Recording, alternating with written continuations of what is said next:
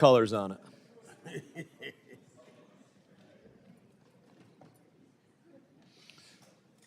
So that you don't have to guess if you're yes or no.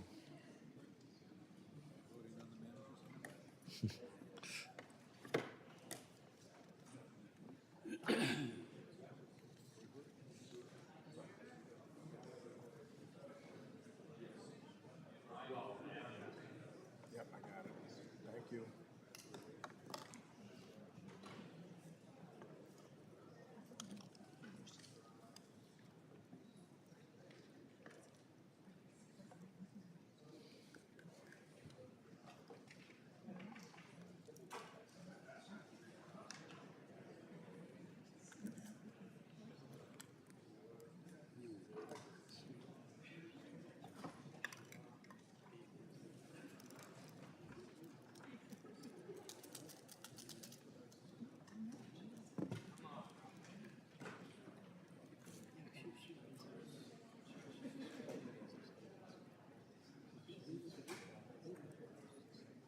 There we go. Now you can see it.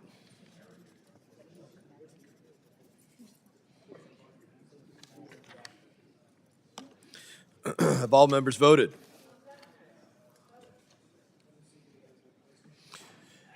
Any member wish to change their vote? Clerk will close the vote and report the tally. On this vote, the ayes are 27, the noes are 23. The ayes have it, and the amendment is agreed to. Committee postponed further proceedings on roll call vote on amendment number 10 offered by Representative Meeks to H.R. 5248, on which the noes had prevailed by voice vote. The question now occurs on agreeing to the amendment. Members will vote using the electronic voting system. The clerk will open the vote. I recommend a no vote.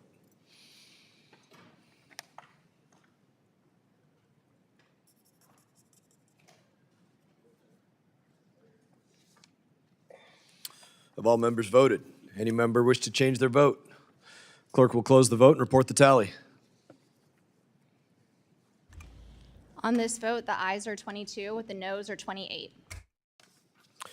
Noes have it, and the amendment is not agreed to. There being no further amendments, I move that the committee report H.R. 5248 as amended to the House with a favorable recommendation. All those in favor signify by saying aye. Aye. All those opposed signify by saying no. Opinion of the chair, the ayes have it. Roll call vote. All right, a roll call vote has been requested. Members will vote using electronic voting system. The clerk will open the vote. I recommend an aye vote.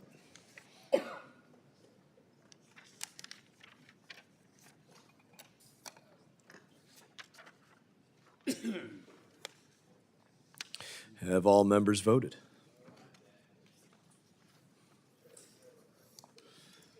We need some new batteries for you, Mills. All right. We'll see if we can dig up a battery somewhere for you. Clerk will close the vote and report the tally.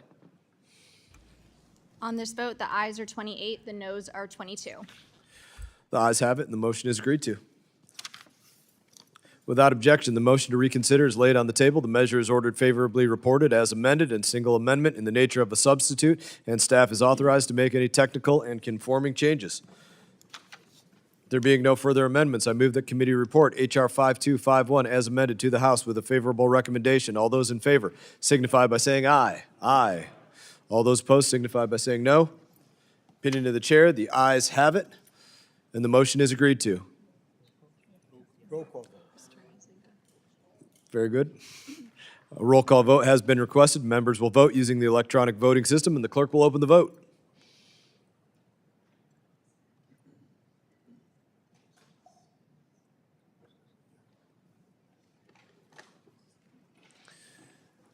Have all members voted? Any member wish to change their vote?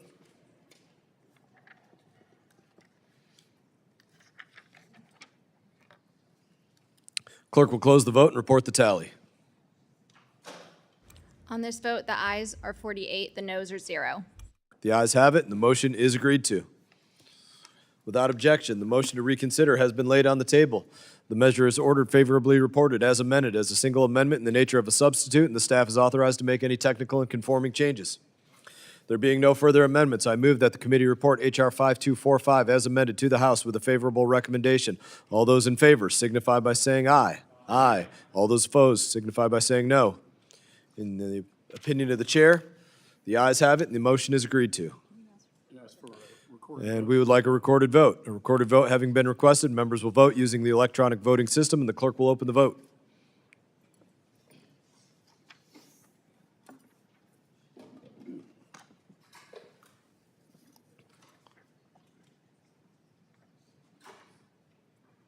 Have all members voted?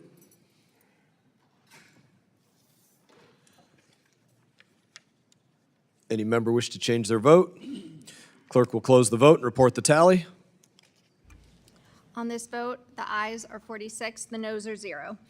The ayes have it, and the motion is agreed to. Without objection, the motion to reconsider is laid on the table. The measure it ordered favorably reported as amended as a single amendment in the nature of a substitute, and staff is authorized to make any technical and conforming changes.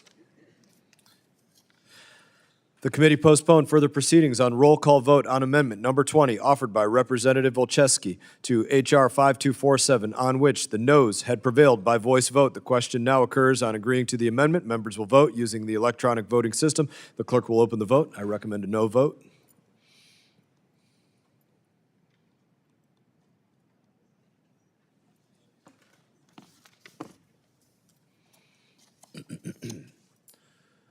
Have all members voted?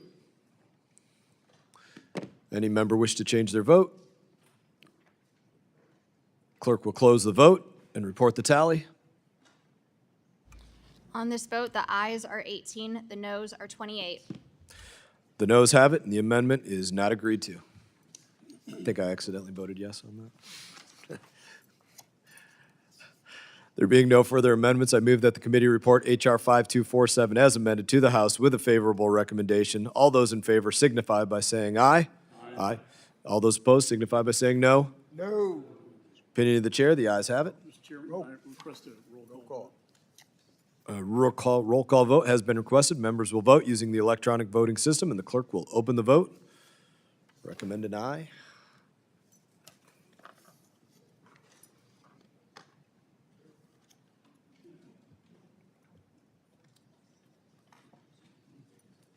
Have all members voted? Any member wish to change their vote? Clerk will close the vote and report the tally. On this vote, the ayes are 28, the noes are 19. The ayes have it, and the motion is agreed to. Without objection, the motion to reconsider is laid on the table. The measure is ordered favorably reported as amended and as a single amendment in the nature of a substitute, and staff is authorized to make any technical and conforming changes. The committee postponed further proceedings on roll call vote on amendment number 43 offered by Representative Biggs to H.R. 5244, on which the ayes had prevailed by voice vote. The question now occurs on agreeing to the amendment. Members will vote using the electronic voting system. The clerk will open the vote. Recommend an aye vote.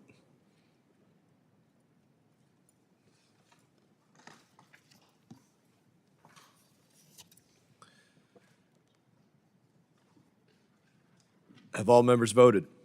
Does any member wish to change their vote? Clerk will close the vote and report the tally. On this vote, the ayes are 28, the noes are 19. The ayes have it, and the amendment is agreed to. The committee postponed further proceedings on roll call vote on amendment number 16 offered by Representative Dean to H.R. 5244, on which the noes had prevailed by voice vote. The question now occurs on agreeing to the amendment. Members will vote using the electronic voting system. The clerk will open the vote. I recommend a no vote.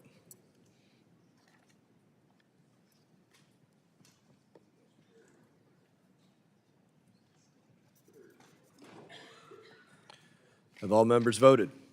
Any member wish to change their vote? Clerk will close the vote and report the tally. On this vote, the ayes are 20, the noes are 28. The noes have it, and the amendment is not agreed to. The committee postponed further proceedings on roll call vote on amendment number 17 offered by Representative Dean to H.R. 5244, on which the noes had prevailed by voice vote. The question now occurs on agreeing to the amendment. Members will vote using the electronic voting system. The clerk will open the vote. I recommend a no vote.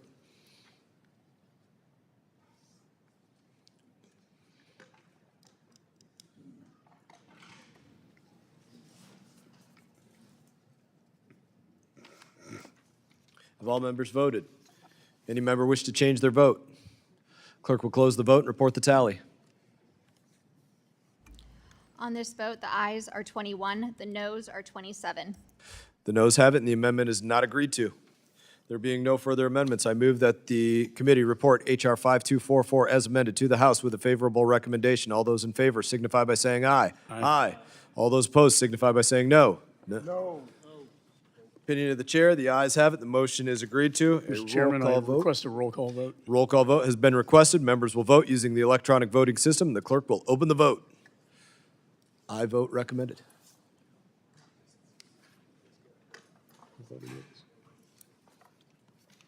Have all members voted? Any member wish to change his or her vote? Clerk will close the vote. On this vote, the ayes are 27, the noes are 20. The ayes have it, and the motion is agreed to. Without objection, the motion to reconsider is laid on the table. The measure is ordered favorably reported as amended as a single amendment in the nature of a substitute, and staff is authorized to make any technical and conforming changes. Committee postponed further proceedings on roll call vote on amendment number 40 offered by Representative Barrett to H.R. 5246, on which the noes had prevailed by voice vote. The question now occurs on agreeing to the amendment. Members will vote using the electronic voting system. The clerk will open the vote. Recommended no vote.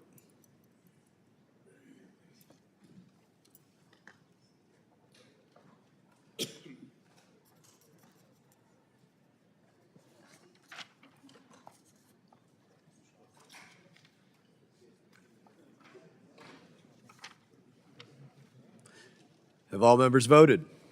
Does any member wish to change his or her vote? Clerk will close the vote and report the tally. On this vote, the ayes are 28, the noes are 20. The ayes have it, and the amendment is agreed to. The committee postponed further proceedings on roll call vote on amendment number 40 offered by Representative Sherfless McCormick to H.R. 5246, on which the noes had prevailed by voice vote. The question now occurs on agreeing to the amendment. Members will vote using the electronic voting system. The clerk will open the vote.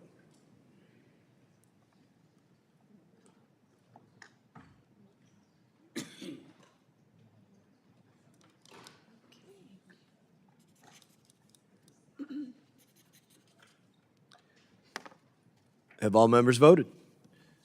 Any member wish to change his or her vote? Clerk will close the vote. Close the vote and report the tally. On this vote, the ayes are 29, the noes are 19. On this, the ayes have it, and the amendment is agreed to. There being no further amendments, I move that the committee report H.R. 5246 as amended to the House with a favorable recommendation. All those in favor signify by saying aye. Aye. All those opposed signify by saying no. Opinion of the chair, the ayes have it. Mr. Chairman, I motion is agreed request to. a recorded vote. A recorded vote has been requested. Members will vote using the electronic voting system, and the clerk will open the vote.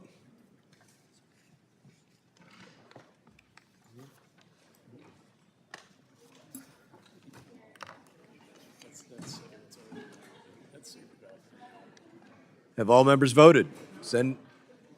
Any member wish to change his or her vote? Clerk will close the vote and report the tally.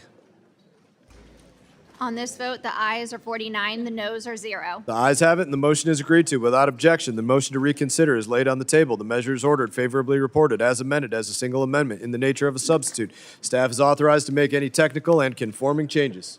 All right, now we're going to call up the next bill. Calling up the next bill.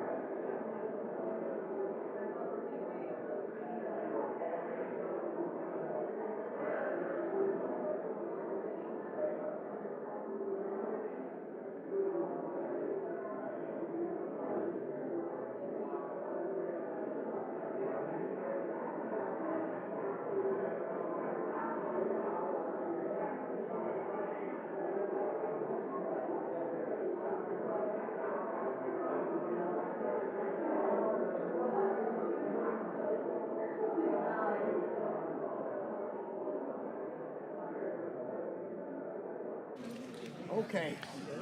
All right, everybody ready to move on? More debate? Here we go.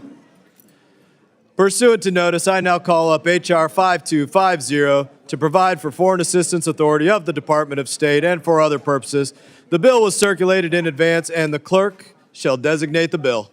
HR 5250 to provide for the Foreign Assistance Authority of the Department of State and for other purposes. Without objection, the first reading is dispensed with, and the bill is considered read and open to amendment.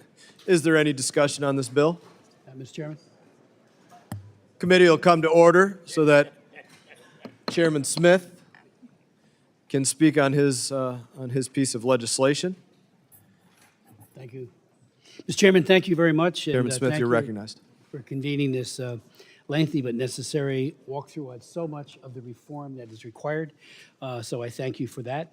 You know, on April 22nd, Secretary of State Rubio announced a comprehensive reorganization plan designed to bring the Department of State into the 21st century. He said this approach will empower the department from the ground up, from the bureaus to the embassies. Region-specific functions will be consolidated to increase functionality, redundant offices will be removed, and non-statutory programs that are misaligned with America's core national interests will cease to exist. This legislation before us today, Mr. Speaker, Mr. Chairman, the Foreign Assistance establishes the roles and responsibilities, Title VI of it, under the Undersecretary for Foreign Assistance and the Director of U.S. Foreign Assistance Oversight, as well as the new Office of Foreign Assistance Oversight to coordinate strategies, planning, monitoring, and evaluation across the department. As I think many of you know, as of July 11th, again, the date that all of this was soon after was announced in April, Acting Secretary Jeremy Lewin is performing the duties of the Undersecretary for Foreign Assistance, Humanitarian Affairs, and Religious Freedom at the Department of State and the U.S. AID Deputy Administrators. His duties are to, quote, ensure effective management and oversight of foreign assistance programs, coordinate international disaster, crisis and humanitarian response efforts, support global immigration and border security, and advance the department's value-based diplomatic agendas. The Bureau is reporting to him, strategically deploy foreign assistance funds to further national security, trade, and humanitarian priorities, advocate for tranquility and respect for free speech, religious freedom and natural rights, and help partner nations respond to crises and ensure shared security and prosperity. Mr. Chairman, the goal is simple. Maximize accountability for every taxpayer dollar and clear recognition abroad that these programs reflect the generosity of the American people. Title VI keeps, part of the J family, empowers the Secretary through a new Undersecretary for Foreign Assistance. Again, there's already one acting, but this would make it statutory, to coordinate and oversee aid with accountability and with stewardship. The administration has already shown that this model delivers faster, more effective assistance while strengthening America's diplomatic credibility abroad. As we all know, since the start of this Congress, this committee has convened numerous hearings and roundtables with key leaders, including Secretary Rubio's strategic vision, Deputy Secretary Regas' operational overview, the Acting Director of Foreign Assistance on program implementation, and Undersecretary for Political Affairs Allison Hooker on ensuring regional bureaus and embassies engage more directly with foreign assistance. It reflects a strong commitment, Mr. Chairman, to accountability, efficient and strategic and transparent U.S. foreign assistance that advances our national interests, supports our allies, and counters China's exploitative model. As Secretary Rubio put it, prioritizing trade over aid, opportunity over dependency, and investment over assistance, and ushering a new era of global partnerships, peace and investment, and prosperity. And that is the vision of what this administration is seeking to do through our very, very capable and able Secretary of State. I yield back. Gentleman yields back. Is there any further discussion of the bill?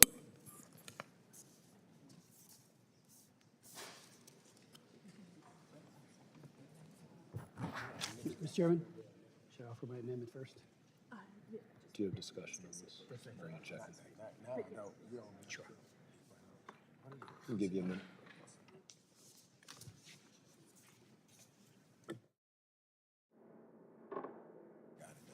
Good to go? Okay. Ranking Member Meeks is recognized. Thank you, Mr. Chairman. I oppose this bill. This legislation establishes a new Undersecretary for Foreign Assistance at the State Department, effectively rubber stamping the Trump administration's illegal and dangerous actions to shutter USAID, terminate more than 80% of our foreign assistance programs, and subsume the remaining functions into the State Department, all of which, I should add, was done capriciously at Elon Musk's urging and without any plan to administer or safeguard the integrity of the United States foreign assistance that has been so vital in saving millions of lives around the world. And for that reason, I urge my colleagues to vote no. Ranking Member yields back. Any further discussion? Seeing none? Does any member wish to offer an amendment? Mr. Chairman, I have an amendment that's Clerk shall distribute and report the amendment.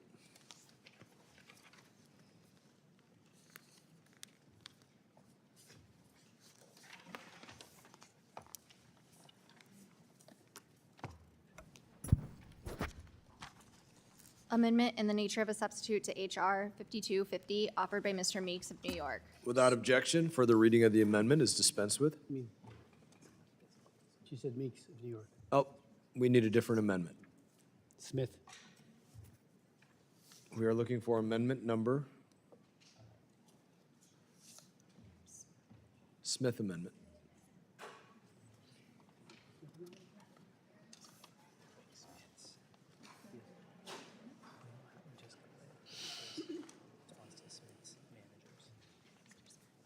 Yes. Thank you, thank you.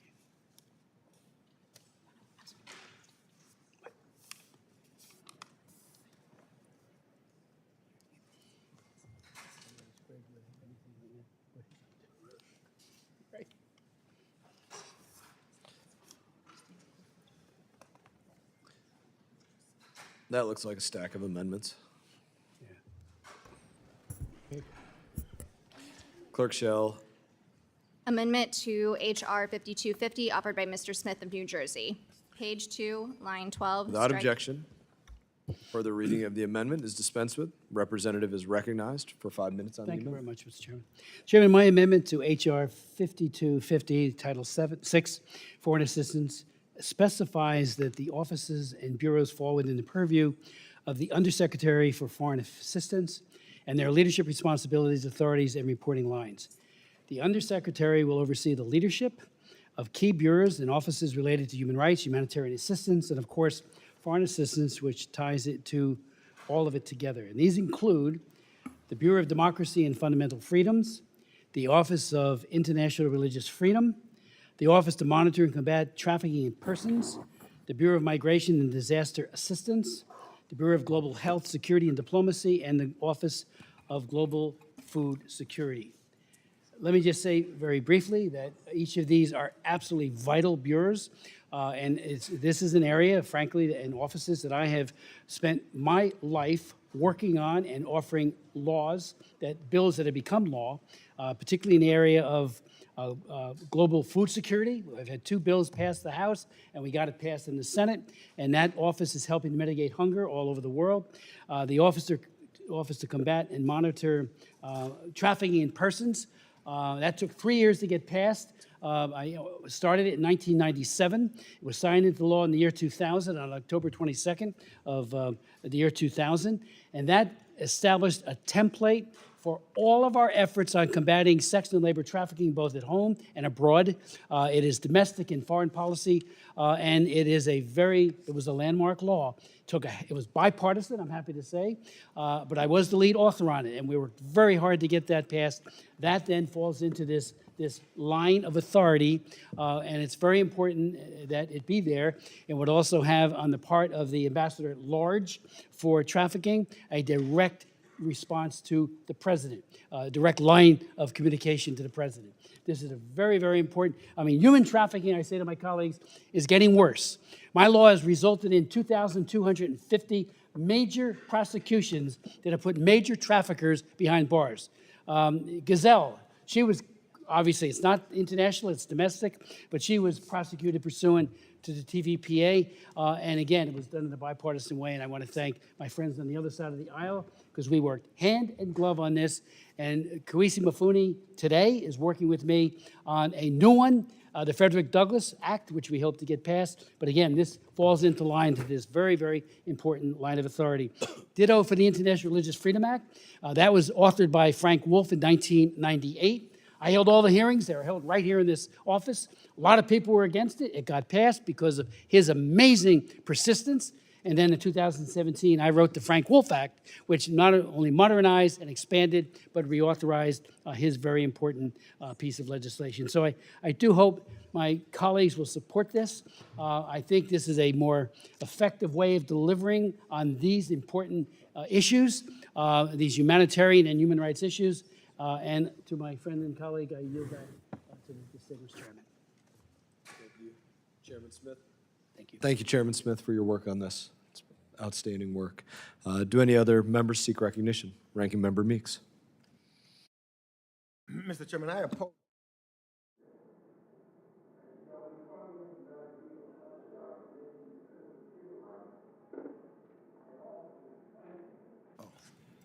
Thank you. Mr. Chairman, I oppose this manager's amendment. As you know, we fundamentally do not agree on how to structure many of these critical bureaus and offices at the State Department. I cannot support an effort to codify the closure of USAID and move its equities to the State Department. The department is not sufficiently equipped to or prepared to take on this critical work. I cannot support the remaking of the Democracy, Human Rights, and Labor Bureau into the Democracy and Fundamental Freedoms Bureau. Those are just a few examples. To codify the dismantling of USAID, now with this legislation, would be an insult to the thousands of brave Americans and Foreign Service nationals who dedicated years of their lives in service to the USAID, and ultimately to the generous American people who want to see their taxes support American morale and global leadership. USAID staff did just that. They operated programs to counter extremist insurgencies by fostering resilience in local communities.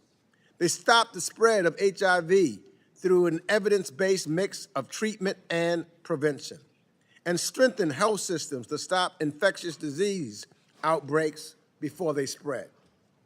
USAID staff worked to identify economic development opportunities and reform businesses in business-enabling environments so that the United States companies can compete in every corner of the globe. And of course, they brought life-saving humanitarian relief to communities in crises, whether to the Palestinians suffering famine in Gaza, the Sudanese people who are targeted by a genocide, or Rohingya refugees in Bangladesh who no longer receive the world's attention.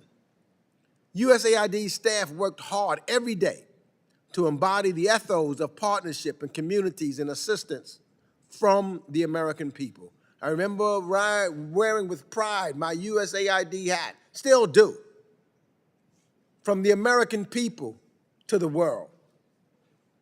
Now the State Department proposes to take over the administration of all U.S. foreign assistance, but they have hired only a few hundred of the USAID staff, just 7% of its former workforce, to carry out the programs that remain.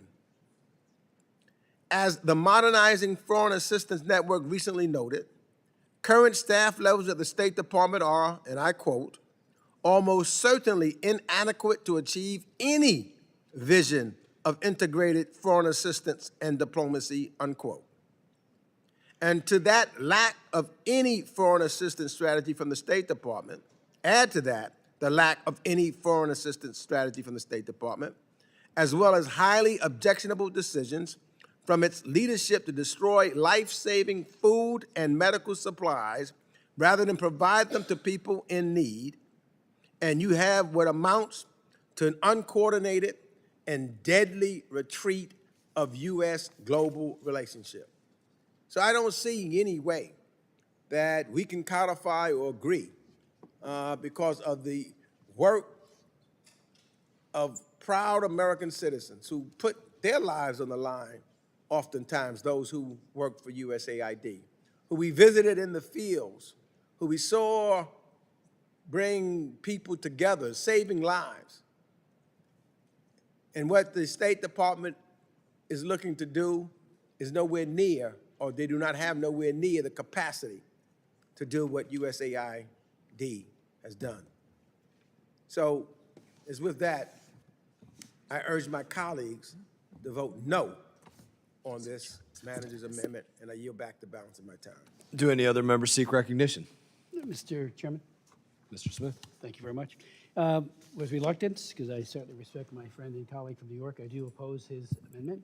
I do believe that My amendment there was not needs up to yet. be a very serious movement towards making our foreign aid more efficient. In my subcommittee, during the course of several years, during 4 years of the Biden administration, I'm not being partisan, I asked to see spreadsheets. I wanted to know what we were doing on the ground in so many places, and often got very inadequate responses. So there was a real, genuine lack of transparency for several years.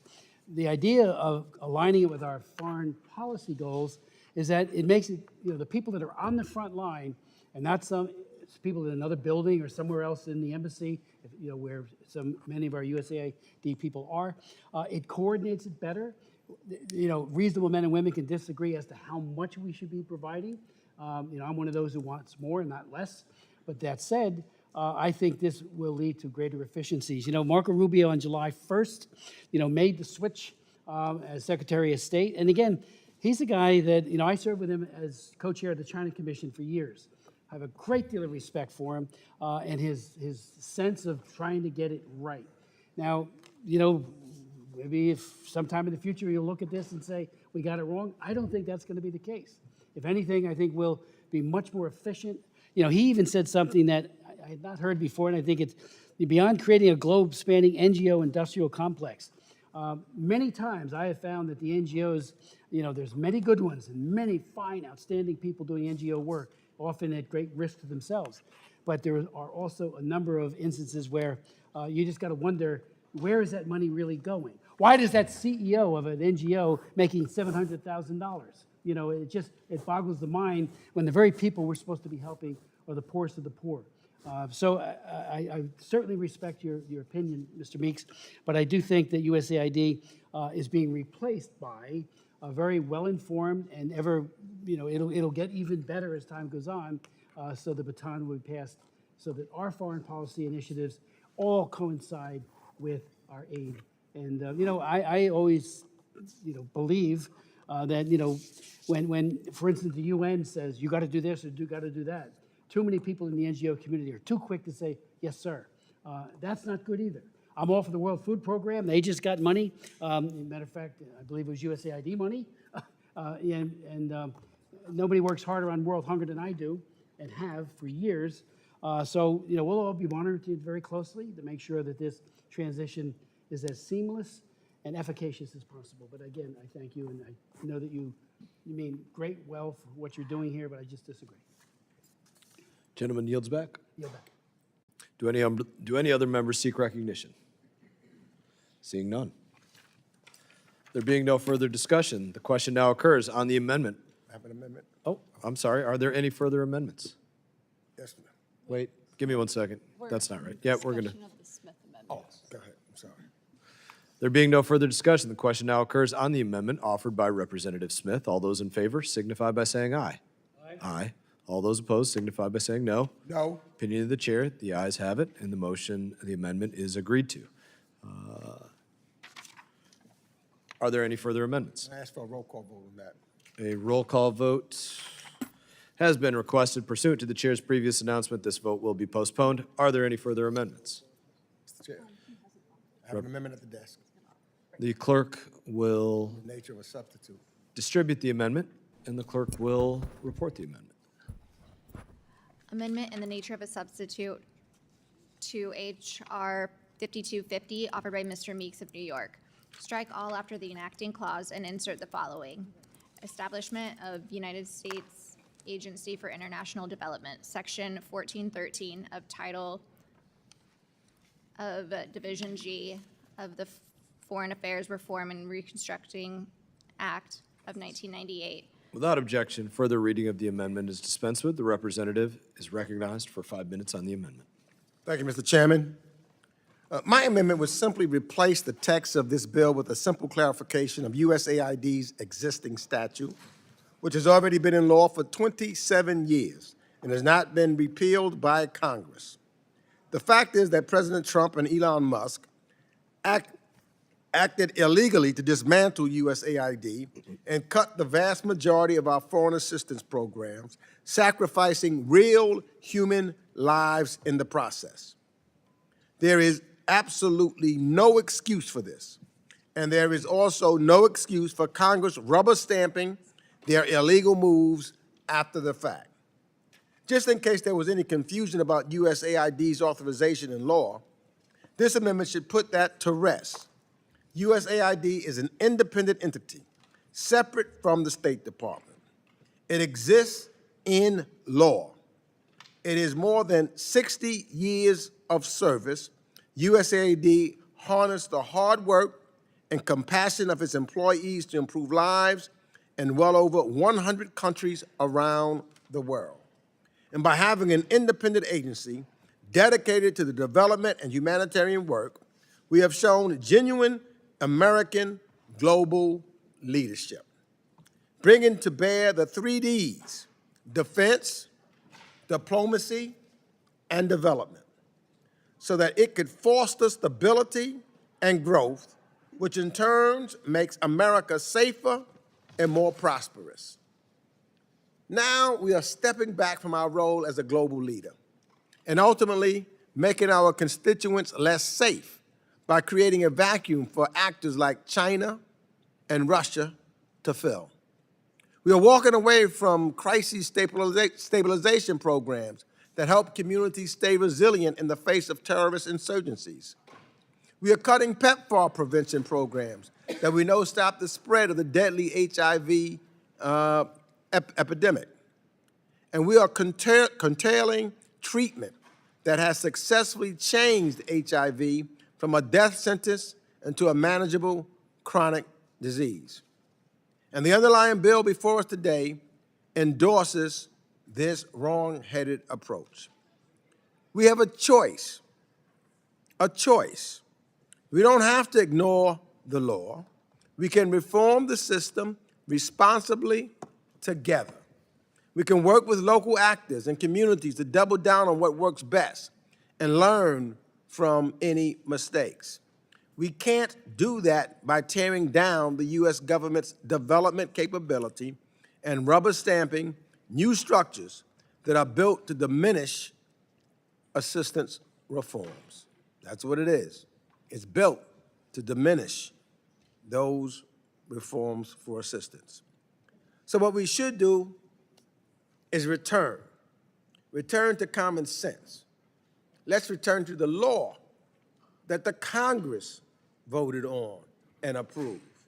And let's recognize that foreign assistance is in the strategic interests of the United States. In fact, we heard General Mattis say it best, that it is working and making sure that we were giving assistance and working to be the alternative to having to go to war at various stages. So I urge my colleagues to vote for this amendment, and I will yield back the balance of my time. Do any other members seek recognition? Thank you very much, Mr. Chairman. Again, I've made some of those points earlier, and I don't want to be redundant, but I want to underscore that, as a matter of fact, a quote from the Secretary of State really sums it up extremely well, Secretary of State Rubio. He goes, "This era of government-sanctioned inefficiency has officially come to an end. Under the Trump administration, we will finally have a foreign funding mission in America that prioritizes our national interests. As of July 1st, USAID will officially cease to implement foreign assistance. However, foreign assistance programs that align with administration policies will be administered by the State Department, where they will be delivered with more accountability, strategy, and efficiency. And I would remind my colleagues that whether it be global food security monies, Title II, and other important humanitarian assistance, it transfers over to the U.S. Department of State. So the money will flow and lives will be saved. I oppose the Meeks amendment. Gentleman yields back. Do any other members seek recognition? Representative Dean. Thank you, Mr. Chairman. I rise in support of Representative Meeks' amendment in the nature of a substitute.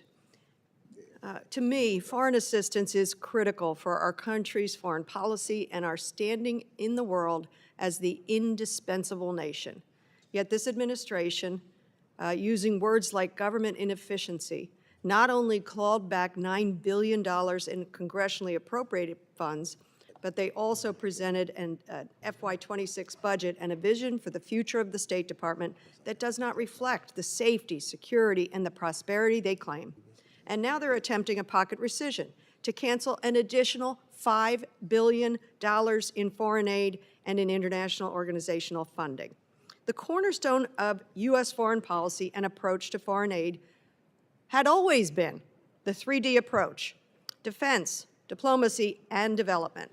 Unfortunately, we have seen a shuttering of USAID, an agency that built goodwill and does good work for America and around the world.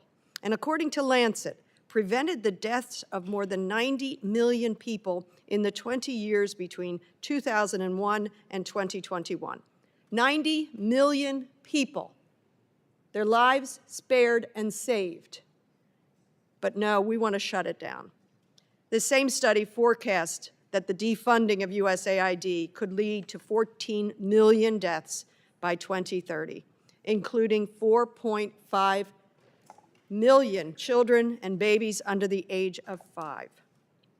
I proudly carry my USAID bag. I've met with many USAID workers. They are so dispirited. They have been so demonized, and this committee should not be a part of it. The destruction by this administration continued in July with the termination of 1,300 State Department experts, which will hobble our diplomatic strength and create a void that our adversaries will undoubtedly fill and are already filling. In his capacity as senator, Marco Rubio often supported and praised foreign assistance. He emphasized that foreign aid is not charity, but critical to our national security. Yet now, as Secretary of State, he has abandoned these sentiments, now leading a department that is shrinking U.S. leadership globally. Programs that supported stability and conflict prevention have been cut, which increases the risks that conflicts can spill over into global threats like terrorism or mass migration. And this administration and my colleagues want to further cut life-saving humanitarian assistance that would have saved the lives and for those in the future who would be affected by natural disasters, disease outbreaks, and conflicts. This is not a measure of America's humanity or moral responsibility. I support Representative Meeks in the refunding and not defunding of USAID because I have met USAID public servants here in D.C., in the Middle East, in Israel, in Jordan, more recently in Papua New Guinea, and met by Zoom with those in Gaza.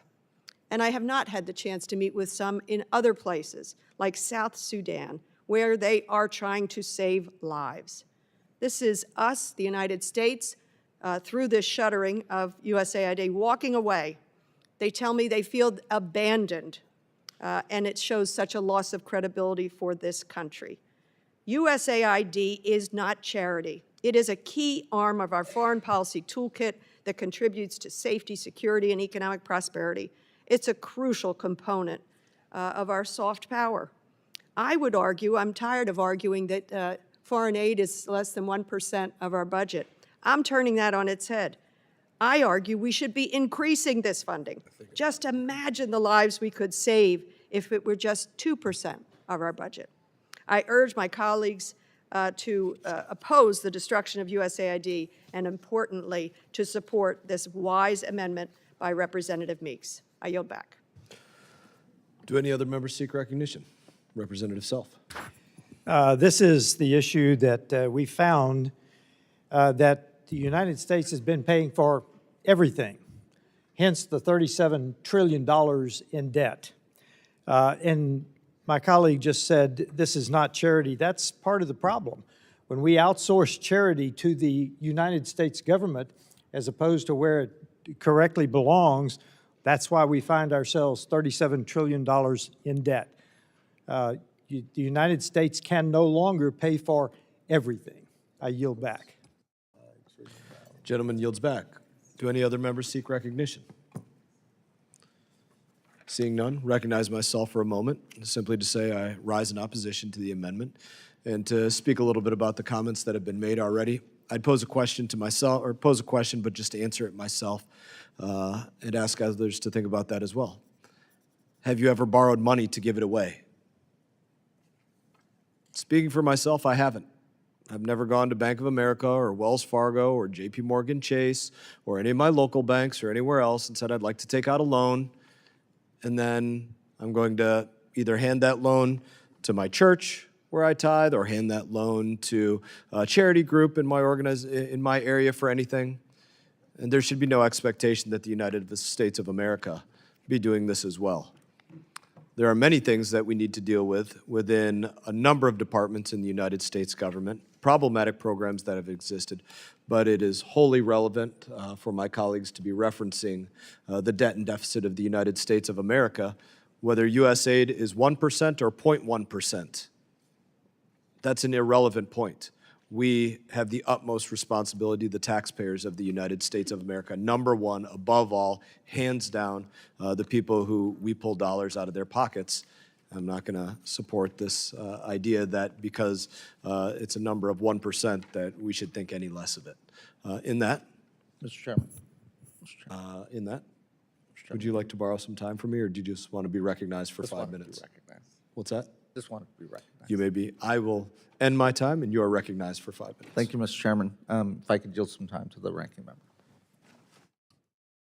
So just a little bit puzzled, and I understand never borrowing money and the debt, but didn't the Republicans just pass a bill that put us an additional $9 trillion in debt while taking away health care from millions of Americans? I mean, you're talking about debt. We could have saved $9 trillion that would not have had to been borrowed. But in the infinite wisdom of the majority, to give to the top 1%, we went further in debt. So don't come with that balance budget. We're taking away, it's like a reverse Robin Hood, because what we're doing here, we're taking away from the poor and the needy to give to the top 1%. But that's okay. Don't consider the debt that puts the country in. So where are our values? Let's put our money where our mouths should be. Can I ask for a clarification? Are you referring to the big, beautiful bill? I don't know of a big, beautiful bill. I know of a big, ugly bill. Is that what you're referring to, big, beautiful bill? Yes, sir. Thank you for that clarification. Do any other members seek recognition? Representative Fine. Thank you, Mr. Chairman. I'd like to yield my time to you. Thank you, Representative Fine. So as was referenced, the big, beautiful bill. Let's just make some very specific points, because my colleagues on the left have been lying about taxes since I came into office in 2017. So let's be very clear. This is not entirely the debate of the Foreign Affairs Committee, but let's be entirely clear.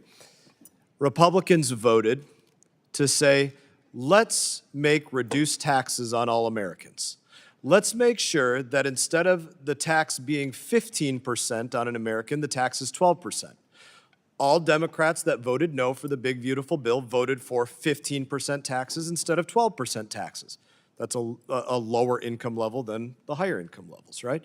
And then they voted to say, instead of taxes being 22%, they wanted taxes at 25%, because that's what a no vote on the big beautiful bill did. It says taxes will be at 22% on that amount instead of 25%. And we can keep going.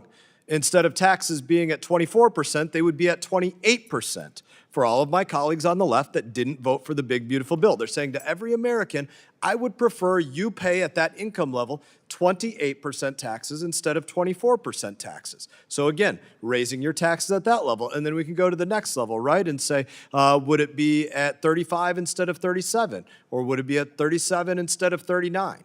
Or let's talk about some of the other things. Would we say, for all of those that voted no on the left that have been lying about the big beautiful bill and the Tax Cuts and Jobs Act all the way back to 2017, is it good that we went out there and said, hey, Americans, if you have children, we're going to raise the child tax credit and double that from $1,000 to $2,000, or that we just raised it again for everybody that has children. That's a good thing. But all those that voted no on it, they voted no to say, I don't want to raise the child tax credit for Americans, or they don't want to reduce taxes or not tax $25,000 of anybody in the service industry that works on tips. So any bartender, any wait staff, they're at a restaurant, that any of the left or right, people in DC, they go out to dinner, any of those wait staff that are here in any other state, they said, hey, we're not interested in reducing your tax burden on $25,000 of anything that you pull in tips. But again, they're happy to, lie and disparage the bill. They weren't interested in saying, let's keep the doubled standard deduction that we did for everybody from $12,000 to $24,000, or a single individual. And then they weren't interested in saying, let's make sure that for anybody on Social Security, that we make sure there's no tax on, I want to say 12.5 of Social Security. So basically, if somebody had a doubled standard deduction up to that $24,000, and then an additional $12,500 off of their not taxed on their Social Security, probably zero tax burden whatsoever on Social Security, helping Social Security recipients to, keep all of their money in their pocket. Very significant for somebody on a fixed income, or no tax on, roughly $12,000 of overtime. It's a big deal for everybody that I know that works on overtime. And I've gone into this for, about 3.5 minutes here, but I could keep going and going and going. And this constant lies about the big, beautiful bill. It's really sad, because what it amounts to is people trying to justify that they were voting to raise your taxes. And I'll go back to it again. They were voting to raise your taxes from 12 to 15, or from 22 to 25, or 24 to 28, or so on and so on and so on. They were voting to raise your taxes or not to reduce your taxes. Really quite sad. It's all the money of we the people. In that, do any other members seek recognition? Mr. Chairman. I think I got to go this way first. Ranking Representative Jacobs, you're recognized. Thank you, Mr. Chairman. I yield to the ranking member. Yeah, it's just, some of the politics, because it seems to me, if I recall, things like tax on tips, of which the Republicans talk a lot about, guess what they do? They expire. Does the breaks for the rich? They're made permanent. When you look at the taxes and the breaks that are for the poor, they all have sunsets. And in fact, we're talking about trying to prevent, you're talking about the $9 trillion that we're in debt. So that who benefits from it? In fact, because of that, as well as some of the tariffs, which are taxes on people, just today, the U.S. Bureau of Labor Statistics issued an August jobs report, which was full of woeful news for the United States economy. The report found that the unemployment rate rose, so these Americans are now going unemployed, to 4.3%, the highest it has been since the pandemic. And the economy only added a scant 22,000 jobs, when yet the President of the United States thought what he promised was prices would go down, jobs would be plentiful.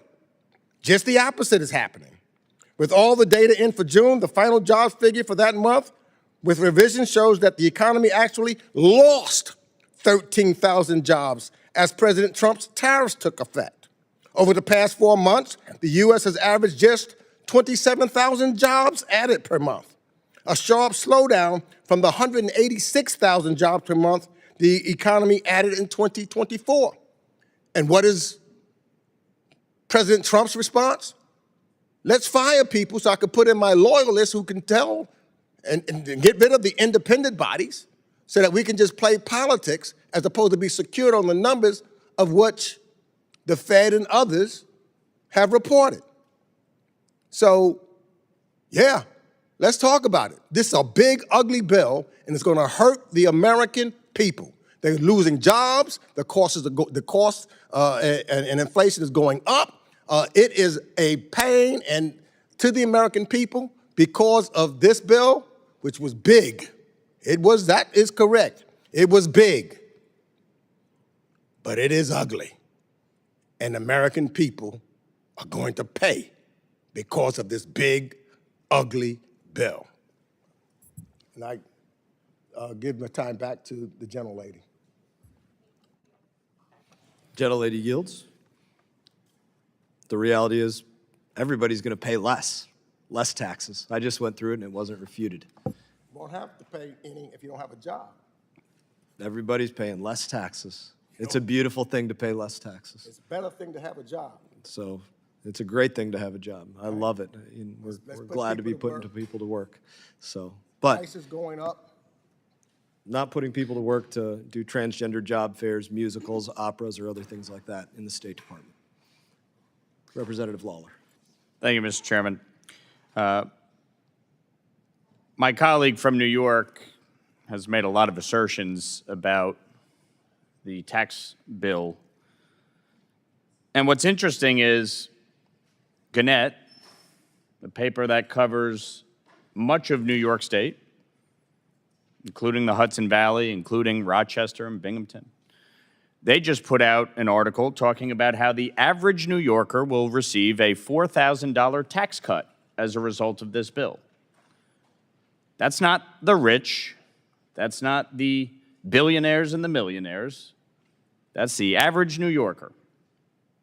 And part of the reason that the average New Yorker is going to see a significant tax cut is because of the work that I and some of my New York colleagues did to lift the cap on salt. Every Democrat said for years how they wanted to lift the cap on salt. And yet when Democrats controlled the White House, the House, and the Senate, Chuck Schumer, the senator from New York, the majority leader, they failed to deliver. They did not lift the cap on salt. No, in fact, they left it at $10,000. And representatives like Alexandria Ocasio-Cortez support the cap on salt precisely because it doesn't allow the rich to deduct their state and local taxes. Now, many of my colleagues from New York have screamed and yelled that we didn't get unlimited salt. The only people that would have benefited from unlimited salt are the billionaires and the millionaires. And in fact, my colleagues from New York have talked to us ad nauseum about how we need to raise the taxes on the billionaires and the millionaires. And in fact, the Democratic nominee for mayor of New York City wants to eliminate billionaires. He wants to tax the rich. He wants to end capitalism. He wants to abolish private property ownership. That is the face of the Democratic Party in New York. And in fact, the governor just endorsed him. And the Speaker of the New York State Assembly came out today and endorsed him. And when, oh when, will Hakeem Jeffries and Chuck Schumer endorse him? Because we know that's coming. And we know that's coming because they're petrified of a primary from the progressive left. Because the agenda of the progressive left is to tax the rich and to end capitalism and to support socialism. Now, my colleague talked about cuts to Medicaid. The New York State Comptroller, a Democrat, Thomas DiNapoli, just came out with a report about how New York State pissed away $1.2 billion of taxpayer money on non-New York residents for Medicaid premiums. Can the gentleman from New York explain how the hell $1.2 billion of taxpayer money just got pissed away on non-New York State residents? Or how it is that the state of New York has spent billions of dollars of taxpayer money on Medicaid for illegal immigrants? What we did in the bill was to stop the waste, fraud, and abuse to ensure that the very people who rely on these programs are able to access it. Women, children, the IDD community, our seniors, they were irreparably harmed by the $1.2 billion that New York State allowed to go out to non-New York State residents. They were irreparably harmed by the billions of dollars of taxpayer money that was spent on illegal immigrants. The governor is, quote unquote, reforming the CDPAP program. Why? Because it went from a $10 million program to an $11 billion program. Her own budget director wrote an op-ed in which he said, there is waste, fraud, and abuse, and we have to root it out. I don't hear my Democratic colleagues saying one word about that. Nothing.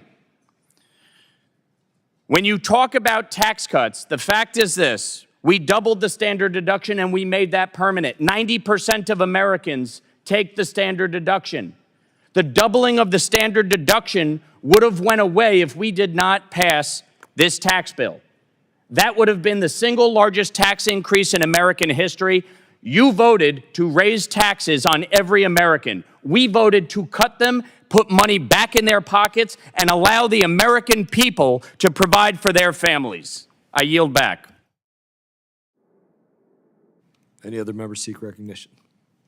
Representative Stanton. Thank you very much, Mr. Chair. You're welcome. I'd like to yield my time to the ranking member, Meeks. Let me just say this real quick.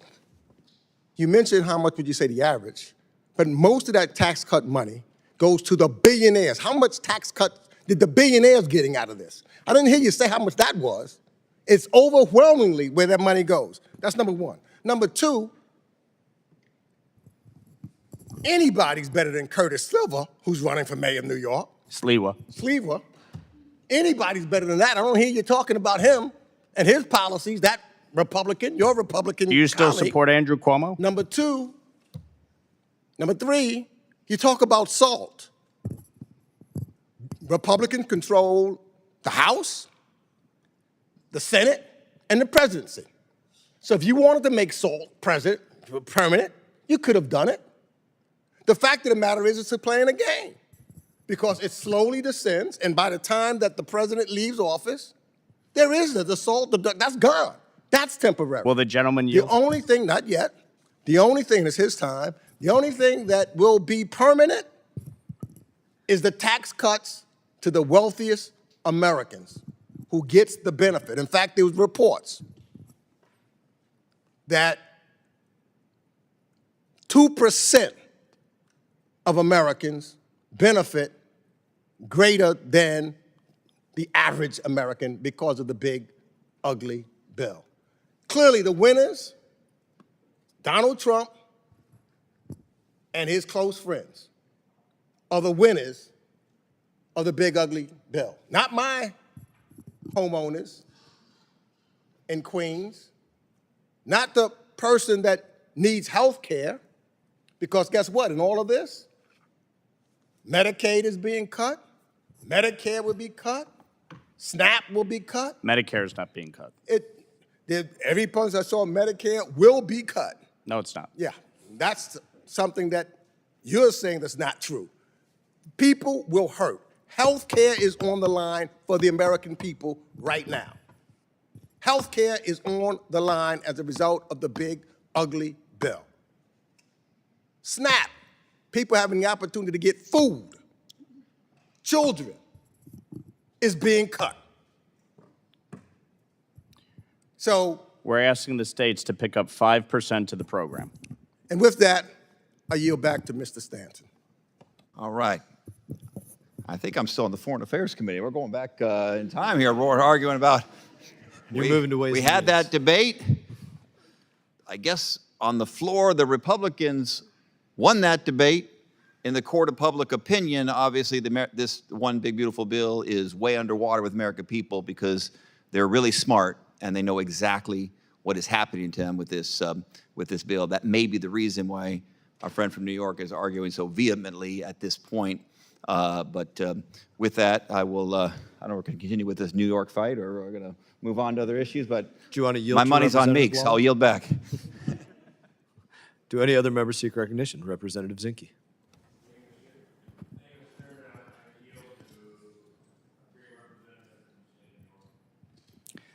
Thank you, Mr. Sinke.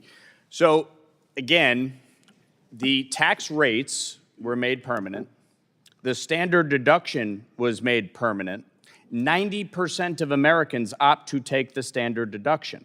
So to say that this benefits the billionaires and the millionaires is a lie, number one. Number two, with respect to SALT, I'll reiterate the point. Democrats had complete control of the House and the Senate. Chuck Schumer, the Senate Majority Leader from New York. Joe Biden, President of the United States. Did SALT lift 1 penny from the 10,000? Not at all. We lifted it to 40,000. We put a $500,000 income cap in place. Why? Why? So that the billionaires and the millionaires would not benefit from lifting the cap on SALT. And in fact, having a cap on SALT is what has allowed for paying for these other important provisions like no tax on tips, no tax on overtime, no tax on Social Security, and the doubling of the standard deduction. We also addressed a PTET fix in the bill as part of the negotiation on SALT. Now, yes, I would like SALT to be made permanent. But the great thing about this is the American people and New Yorkers in particular are going to benefit for the next 5 years with this increased SALT cap. And what I would love to know from the ranking member, it's a very simple yes or no, do you support the increased cap on SALT from 10,000 to 40,000? And since you want the billionaires and the millionaires to pay more in taxes, do you agree that it was a good thing to cap the income at $500,000 so that the billionaires and the millionaires could not avoid paying more in federal taxes? Who put the cap in place in the first? It was a Republican-controlled Congress and president that signed it into law, and I opposed it then, and it's why I fought so vociferously to lift it. And by the way, I succeeded where you all failed. Did you lift it So the permanently? question, again, I reiterate, do you support the increased cap, or would you have preferred it to stay at 10,000? I would have preferred it to be, the cap could have been higher.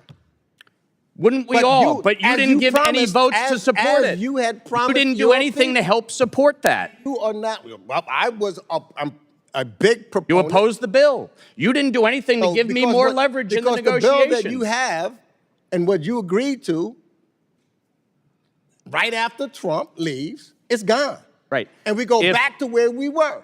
Well, then It maybe doesn't- you'll work. it Maybe isn't you'll work permanent. with me. The only thing that's maybe you'll permanent- work with the me to only make sure thing that that's it's made permanently permanent. fixed, and if you were a true fighter for it, just as you fought to make sure that the billionaires' tax cuts were permanent, you could have voted. All we needed was three votes. I made sure Three that votes. the 90% of It Americans was a who use the negoti- standard deduction, that they are able to benefit from that. I made sure that our seniors who are crippled under the weight of New York's worst in the nation tax burden, who suffer under a state government that has increased state spending by $100 billion in 1 decade's time. More hospitals $100 in your billion district will be in 1 closing decade's time. Because of And Medicaid yet, cuts. New York The State has hospitals in your failed district miserably. Will be closing. No, they and you won't. will be Stop responsible. lying about the hospitals in my district. Report Which right one? here. Which hospital's closing? Not one. So stop lying Hudson about Valley it. is under severe pressure, potentially forcing reductions,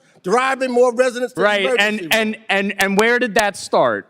Please, enlighten me about New York's horribly run state government that has absolutely crippled our healthcare system enlighten you. across the state because they don't know how to manage their funds. $1.2 billion went to non-New York State residents. Can you explain that? Can you explain how $1.2 billion was spent on non-New York State residents? Can you explain how poor this federal government is, driving people to unemployment, taking down number of jobs? Can you, getting us further in debt, $9 trillion additional dollars? Can you explain this government where inflation has continued to go up, People are hard. Can you explain how terrible this is that you in this body? Core inflation is down. But again, when you actually look at the Mr. challenges Chairman, facing my this, time has expired. this government. Thank you, Mr. Zicke. Any other members seek recognition? I seek recognition. Very good. Representative Sherman is recognized. As co-chair of the CPA caucus, I want to point out a couple of things. Had we not passed the big bill, we would have unlimited deduction in the 2025 tax return for state and local taxes. When a man steals your wallet and then returns a small portion of the money that was in it, you should not thank him. And when we go from unlimited deduction for state and local taxes to severe limits, this is not a time to say thank you. I'll point out that that the push for limits on state and local taxes came from those who want to crush state governments by creating a political circumstance where governments like those of New York and California don't provide, as we do in California, two great university systems. But it is always a thrill to have a member from the other side point out that my state is not the worst in the nation on anything. In this case, on taxation. And Gavin will be thrilled and will send you a bottle of California wine for your comment. As to things a little closer to where we are here, 3.3 million people are going to die in the world because we destroyed USAID. Most of that will be from the diseases of tuberculosis, AIDS, and malaria. And even if, God forbid, your constituency doesn't care about that, they will certainly care about the fact that when a disease occurs elsewhere in the world, it is a chance for it to replicate, mutate, and then migrate back to the United States. So whatever the tax policy issues are, the crushing of foreign aid will no doubt lead to not only millions of deaths in other countries in the next year, but many thousands of deaths in the United States in the years to come. I prefer to be on team human rather than team disease. I'll ask whether the ranking member would like additional time, and seeing no indication, I will yield back my time. Any further discussion? There being no further discussion, the question now occurs on the amendment offered by Representative Meeks, number 83. I have to recall, I believe I recommend a no vote on this. Is that correct? It's been a little while since we've discussed the amendment. All those in favor signify by saying aye. Aye. All those opposed signify by saying no. No. In the opinion of the chair, the noes have it, and the amendment is not agreed to. A roll call vote has been requested pursuant to the chair's previous announcement. This vote will be postponed. Are there any further amendments? All right.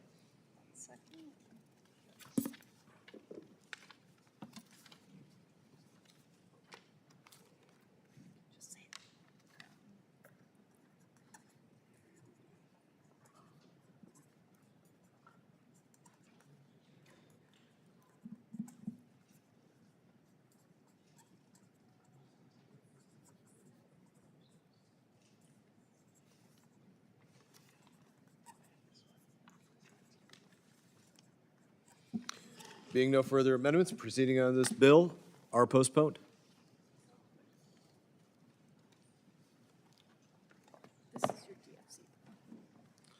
Very good. On to the next.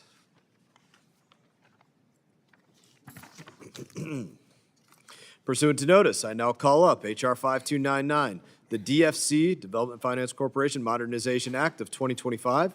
The bill was circulated in advance. The clerk shall designate the bill. H.R. 5299 to modify and reauthorize the Better Utilization of Investments Leading to Development Act of 2018. Without And further- objection, the first reading is dispensed with, and the bill is considered read and open to amendment at any point. I now recognize myself in support of this bill. The Development Finance Corporation is not a charity program. It's what's incredible about it. It's not an aid program.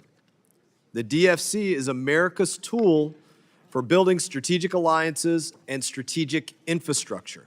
Strategic. We shouldn't limit strategy. The DFC's authorization expires next month, October 6th, and it is our responsibility to make sure that that expiration does not happen. H.R. 5299 represents months of bipartisan and bicameral negotiations, sometimes successful, sometimes not, as well as significant consultation with the White House and the Development Finance Corporation. Like last Congress, this legislation expands the list of countries and territories where the Development Finance Corporation can invest. I'm going to say that again. This legislation, it expands the list of countries and the territories where the DFC can invest. Now, whether it makes sense for us to do something in Haiti or in Iceland, America will have that opportunity through the DFC. A restriction on working in what some label as a high-income country is self-defeating to building relationships. Why would we draw arbitrary lines where we cannot engage? To me, that does not add up to a good strategy. Where we cannot go out there and say, we want to invest here, or here, or here, because it's good for the advancement of the United States of America, our relationship, because we need something, because there's something that they can provide that betters our supply chain or creates a stability that we need to see. We should hope that our competitors would be so stupid as to limit themselves. We need to have access to the lithium and copper in Guyana. We need to expand the production of rare earth elements in Australia. We need to extract the minerals necessary for batteries that are found in the abundance in Greenland. We need to pursue deep-sea mining in places like Palau. China doesn't impose roadblocks on its own ability to control critical supply chains, and we are unwise to do so ourselves.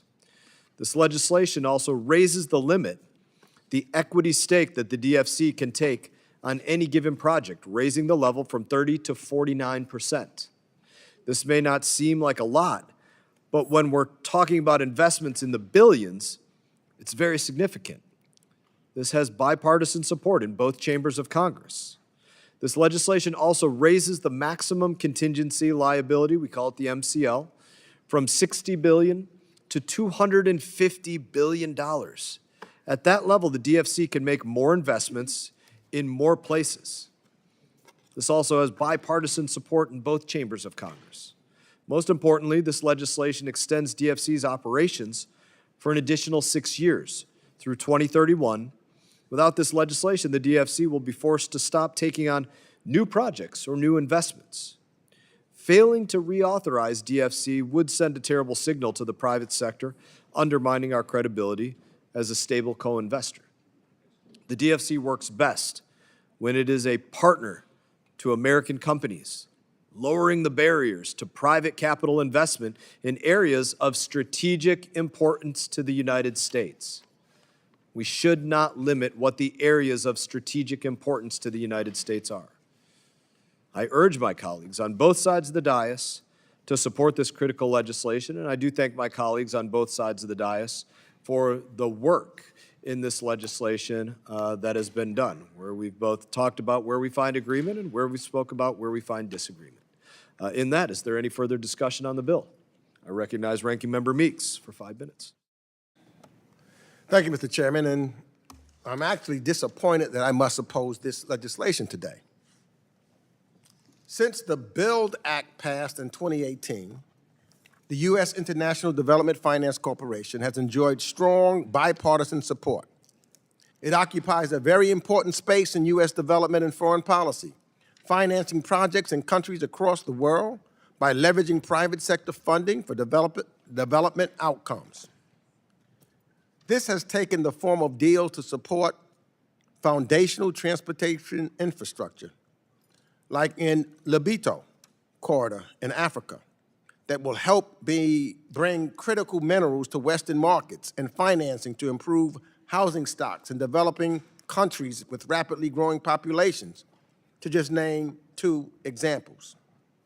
Stakeholders on both sides of the aisle have partnered over the years to support the DFC and help it grow to the heights it has reached to date. This is why I'm disappointed. The majority has introduced a partisan bill to reauthorize the DFC. The legislation before us today removes common sense guardrails on the agency like a sensible maximum contingent liability cap and restrictions against operating in the highest income countries in the world where mobilizing private capital for deals is no problem. The majority's bill would give the executive branch free rein to remake the DFC into an agency that exists solely to finance international deals and look appealing to the Trump administration, especially those deals that looks appealing to the Trump administration. It would allow an irresponsible amount of runaway by increasing the total amount of liability the agency can take on from the current $60 billion to more than fourfold increase of $250 billion. It would also raise the threshold for project notifications to Congress from 10 million to 100 million, which means significantly less visibility and less oversight for the legislative branch. The bill would completely cut out the chief development officer position and comprise the agency's development mandate and compromise the agency development mandate so severely that it would be a joke to call it the Development Finance Corporation. Ultimately, this bill, you know what it really is? It's a giveaway to the Trump administration, and it's a rubber stamp for its abuses of power. This didn't have to be the case. For months, our staffs have worked in good faith to negotiate a reauthorization for the DFC based on the bipartisan bill this committee voted for overwhelmingly just last year. Overwhelmingly bipartisan just last year. What has changed? The President of the United States is trying to cut his buddies in on a deal and take away the real focus of why DFC was created. This bill's approach to DFC's reauthorization is the wrong one, and I'm deeply, deeply disappointed that we must vote on it today. I would encourage the majority to come back to the negotiating table and let's reach an agreement similar to the bill that we agreed upon just 1 year ago, a bill that members from both sides of the aisle can support, a bill that would live out the mission of what DFC to raise and help developing countries and not just those that it's easy to raise capital for. So for those reasons, I oppose this legislation and I yield back the balance of my time. Gentleman yields back. Any other members seek recognition? Representative Sherman. I've strongly supported the DFC and its predecessor for 30 years. In the past, I led this committee's efforts to reauthorize the DFC's predecessor, the Overseas Private Investment Corporation. At that time, we worked in a bipartisan way. We got the bill through the House. And so it is with reluctance that I oppose the legislation in its present form.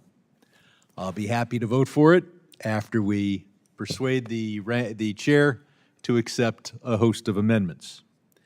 I want to thank the labor, environmental, and so many other groups for reaching out to us with reforms that are needed to provide transparency and to make sure that what the DFC does not undercut jobs here in the United States.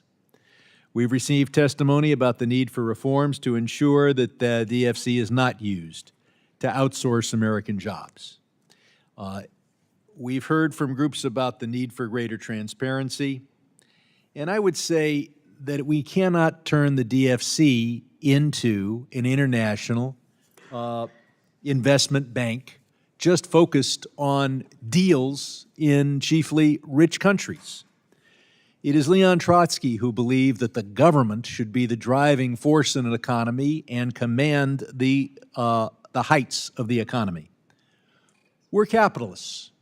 Sure, we have a strategic relationship with Germany in economic matters. Their private companies build auto factories here in the United States. The German government isn't building factories here because they too are a capitalist country. And for us to say that our most important relationships with the richest countries in our world, our peer countries, our friends, should depend upon government is a repudiation of the capitalism that I count on Republicans to defend, often unsuccessfully.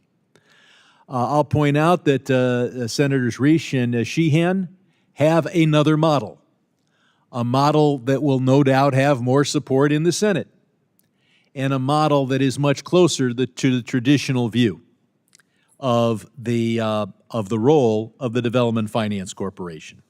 To say that this entity doesn't exist to help develop the most underdeveloped economies in the world, and instead is designed to deal with all the international economic strategic relationships we have, is to say that capitalism is gone and that the next BMW factory in the United States should be built by the German government and that the next Apple store in Germany should be owned by the American government. Other countries have these organizations designed to help develop the least developed countries. Not a single one of them invests in the United States, not because they aren't our economic strategic partners, but because they believe in capitalism. And I'll also point out that under this bill, we can provide, at the risk of the American taxpayer, money designed for the development of the economies of China, Iran, North Korea, Russia, and Belarus. Now, it is true that current text says you can't do the deal with the government, but obviously you can develop the Chinese economy by having a huge economic institution at the risk of the American taxpayer.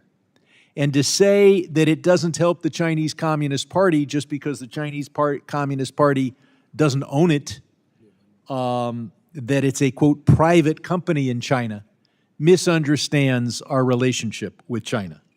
So let us pass a bill that continues and expands and does homage to the great work that DFC and the Overseas Private Investment Corporation have done in the past. That we focus on developing countries and provide, hopefully at no cost to the American taxpayer, but occasionally at cost to the American taxpayer, the resources necessary to develop the underdeveloped. And let us tell those who want to be international investment bankers to do big deals in big rich countries. Maybe I can help you get a job in New York, but you shouldn't be working for the federal government. I yield back. Gentleman yields back. Gentleman yields back. Is there any further discussion? Seeing none. There being no further discussion, the discussion of the bill, the committee will move for consideration of amendments. Does any member wish to offer an amendment? Representative Stanton. Thank you very much, Mr. Chairman. I have an amendment at the desk. The clerk shall distribute and designate and report the amendment.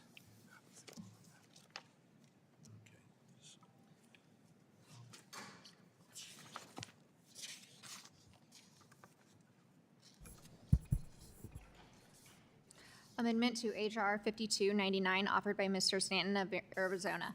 Page 2, line 1. Without objection, further reading of the amendment is dispensed with. The representative is recognized for 5 minutes on the amendment. Thank you very much, Mr. Chairman. I'm proud to introduce Amendment Number 40, which underscores that the DFC needs to respond to current timely topics of national economic and foreign policy concern, nearshoring, semiconductor supply chains, and critical mineral security. This exact same amendment, this bipartisan commitment to national security and supply chain security, passed this committee by voice vote last year. The Development Finance Corporation was created in part to counter the People's Republic of China. its Belt and Road Initiative. As you all know, we are competing with the PRC on critical and emerging technologies, including semiconductors.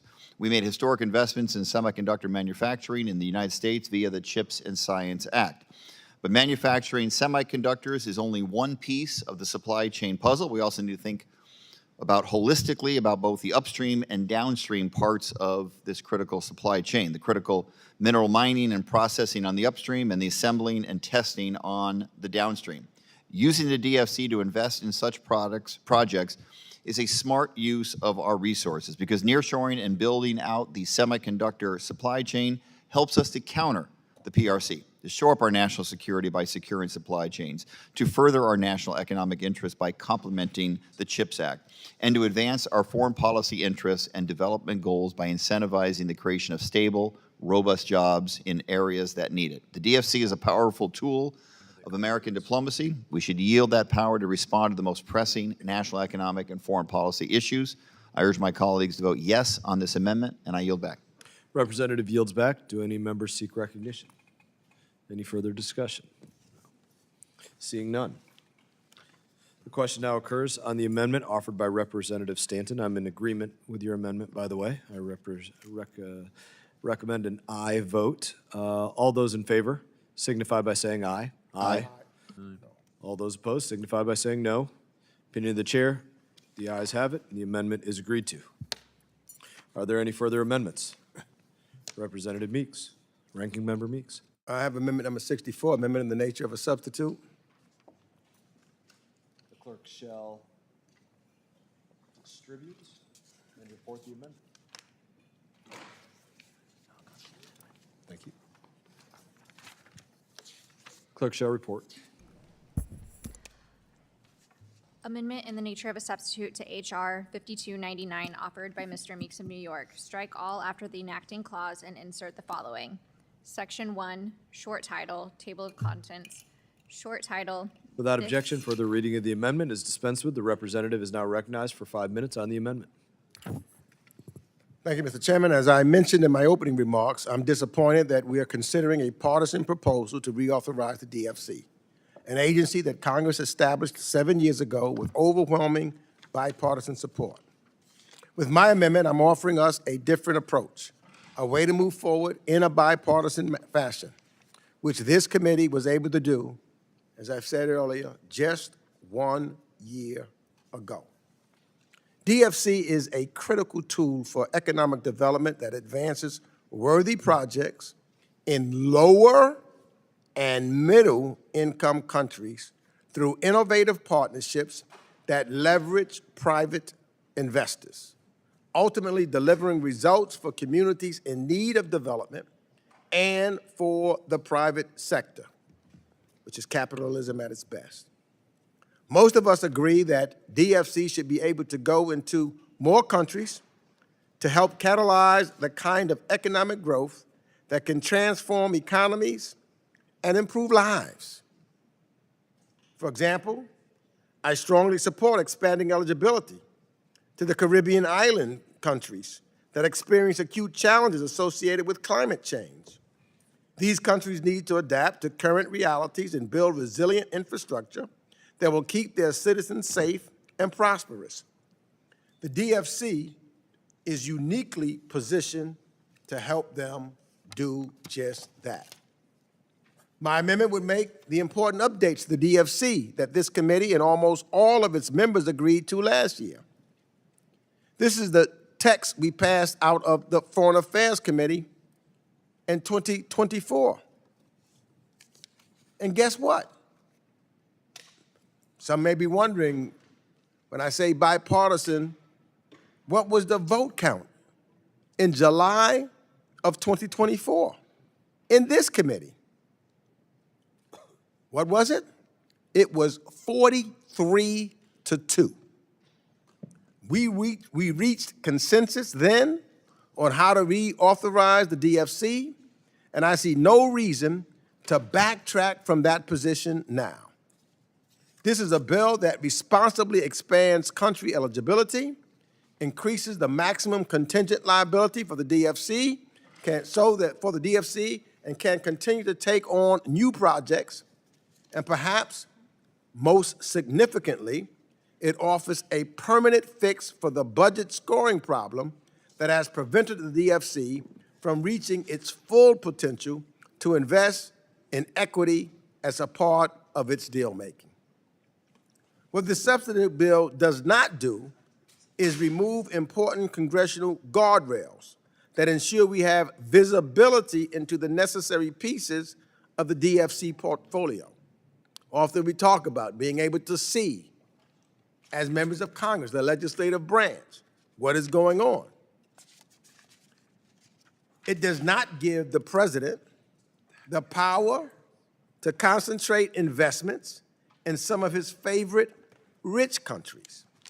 And it does not take the D out of DFC by severely compromising its development mandate. We have a smart, bipartisan bill from last Congress that would prevent the DFC from freezing when its mandate expires in a few weeks and would open up a consensus path for reauthorization.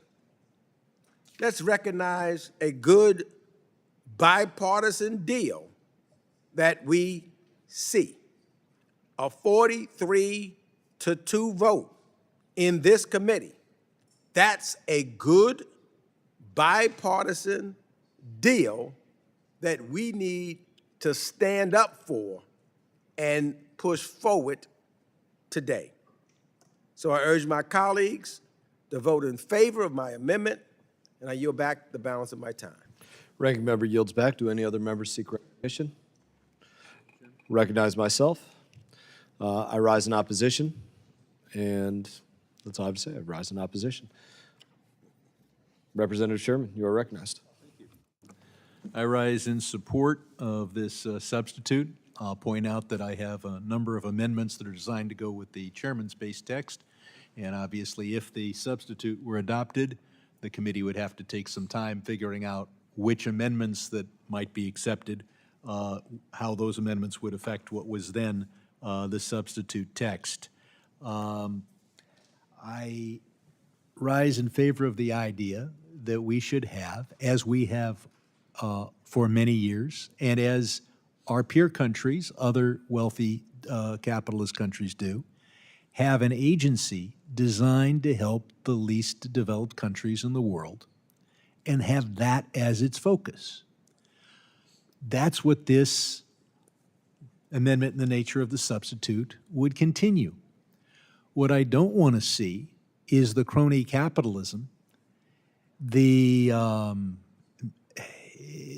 or worse yet, socialism, that would arise if we say that the U.S. federal government is going to be subsidizing, guaranteeing, and risking American tax dollars on projects in rich countries. We have a private sector for that. The purpose of this entity is to finance deals or provide loan guarantees that allow for the financing of deals that wouldn't occur otherwise. In countries where there are unique risks, in countries that are poor and need development. And instead, without this amendment, the DFC will lose its focus and just look for deals that seem of interest to whoever happens to be in the administration. The risk of crony capitalism then becomes overwhelming.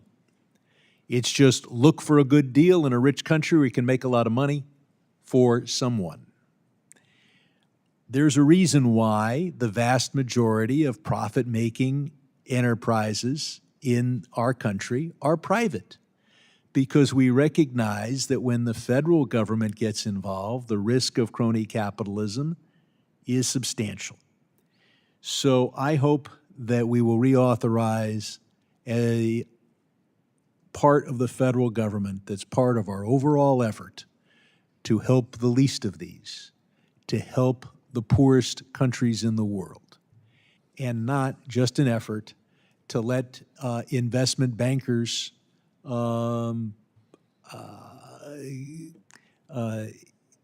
shift their risks for profitable enterprises in big, rich countries, to shift the risk to the American taxpayer. So I hope that we retain a model, as we've had in this country, that the profitable deals with rich countries are private, and where we need to see development in poor countries, that the federal government steps in a prudent manner. I commend the ranking member for putting forth this substitute, and in not seeing anyone else who wants me to, I will yield to the gentleman from Texas. Go ahead, I'll take it. Then I will yield back my time. He doesn't want your used time, Representative Sherman. He wants his own. What? He doesn't want your used time. Yeah. He wants his own. Fresh, new. Do any other members seek recognition? Representative Castro is recognized. Thank you. I strongly support Ranking Member Meek's amendment, which would reauthorize the Development Finance Corporation, provided additional tools, and keep safeguards in place to preserve its development mandate. This amendment from the ranking member is the same text that this committee negotiated in a bipartisan way last year and includes language that I worked with the majority on to strengthen transparency, accountability, and the effectiveness of the DFC. Legislation that almost every member of the majority voted for just 1 year ago. I'm disappointed that the legislation we're considering here today was not negotiated in a bipartisan manner and would essentially eviscerate the DFC's development mandate. If we pass it, we may as well call it the U.S. Finance Corporation. The DFC has enjoyed bipartisan support ever since it was established in 2018. Moving forward in a partisan path will only undermine the agency and its long-term viability. I yield back. Gentleman yields back. Do any other members seek recognition? Seeing none. Being no further discussion, the question now occurs on the amendment offered by Representative Meeks, number 64. I recommend a no vote. All those in favor signify by saying aye. Aye. All those opposed signify by saying no. No. In the opinion of the chair, the noes have it, and the amendment is not agreed to. Ask for a roll call vote. A roll call vote has been requested. Pursuant to the chair's previous announcement, this vote will be postponed. Are there any further amendments? Let's start up here. Representative Sherman. Yes, I have a number of amendments. The first one, I believe, is designated 113XML. The clerk shall distribute and report the amendment.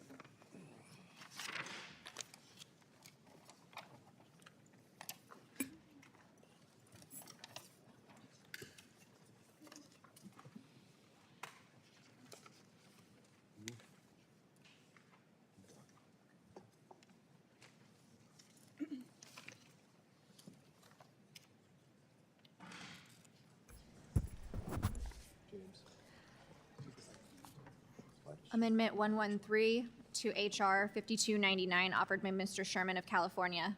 At the appropriate Without objection, place- further reading of the amendment is dispensed with. The representative is recognized for 5 minutes on the amendment. Thank you.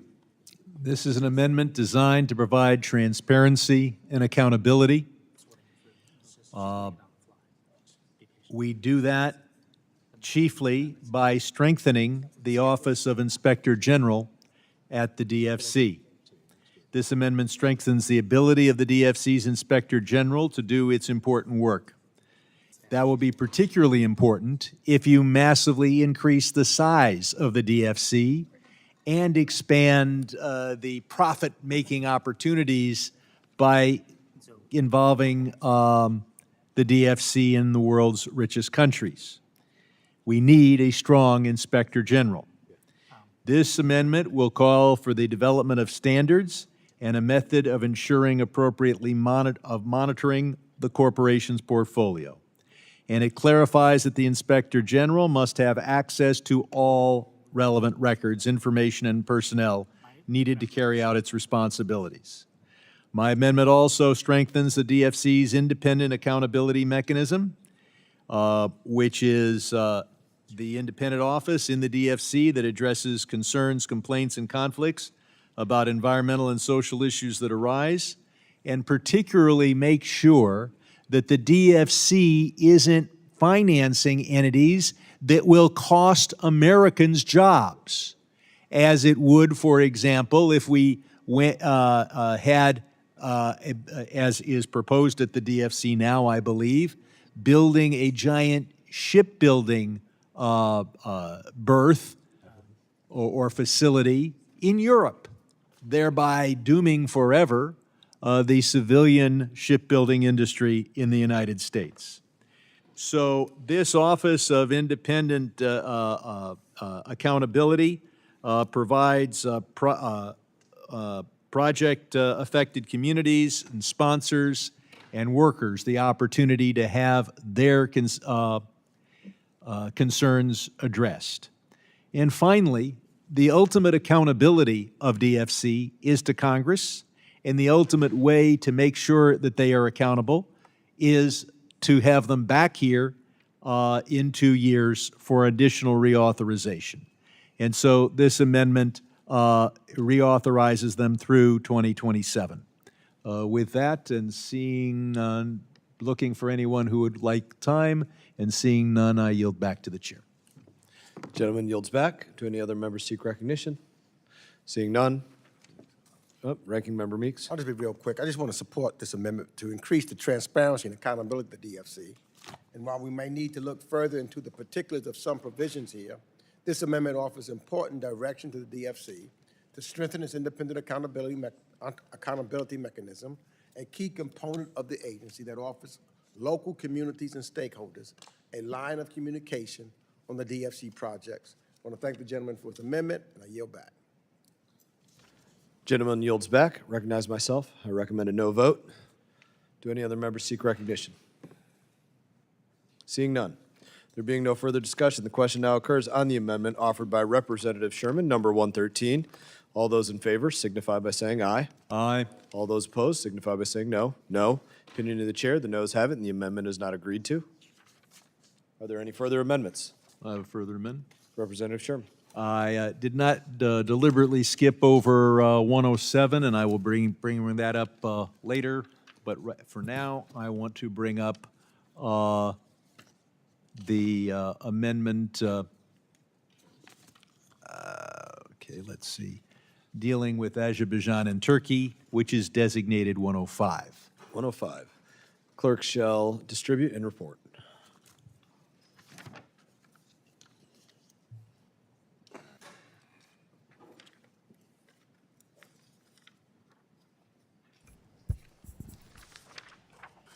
Amendment 105 to H.R. 5299 offered by Mr. Sherman of California. At the appropriate place, insert the following.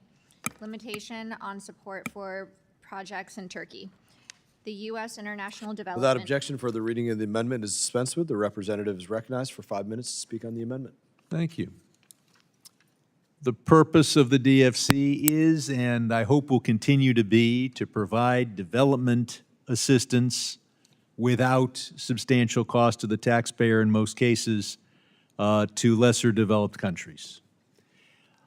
We should not be developing the economy of Turkey until it ends its blockade of Armenia. We should not be developing the economy of Azerbaijan until it releases all Armenian prisoners of war from a war that's over. Since 1993, Turkey has blockaded Armenia, which is a landlocked country. This blockade has been enforced, therefore, for over 2 decades. Despite this blockade, the Development Finance Corporation, even under the Biden administration, invested hundreds of millions of dollars, chiefly in energy projects in Turkey, bringing total DFC investment to $1.6 billion. And despite the fact that Azerbaijan continues to hold hostages, we have $230 million invested in Azerbaijan. It's time to say that we don't develop these countries' economies until they act responsibly. This will be a step toward peace in the Caucasus if we're able to adopt this amendment, and I see no one seeking time, so I yield back. Do any other members seek recognition? Representative Zinke. Thank you, Mr. Chairman. I rise in opposition of the amendment. Quite simply, there's just been a historic Armenian-Azerbaijan peace deal by this administration. That is the brightest spot of peace in that region in a long, long time. This amendment, I think, runs afoul of the administrations in that peace accord, and it singles out a NATO member that I would say when Turkey does well, the region prospers. When Turkey stumbles, the region falls. I think Turkey has been a consistent ally. They are the second largest standing army in NATO, and much of NATO, quite frankly, couldn't function without Turkey.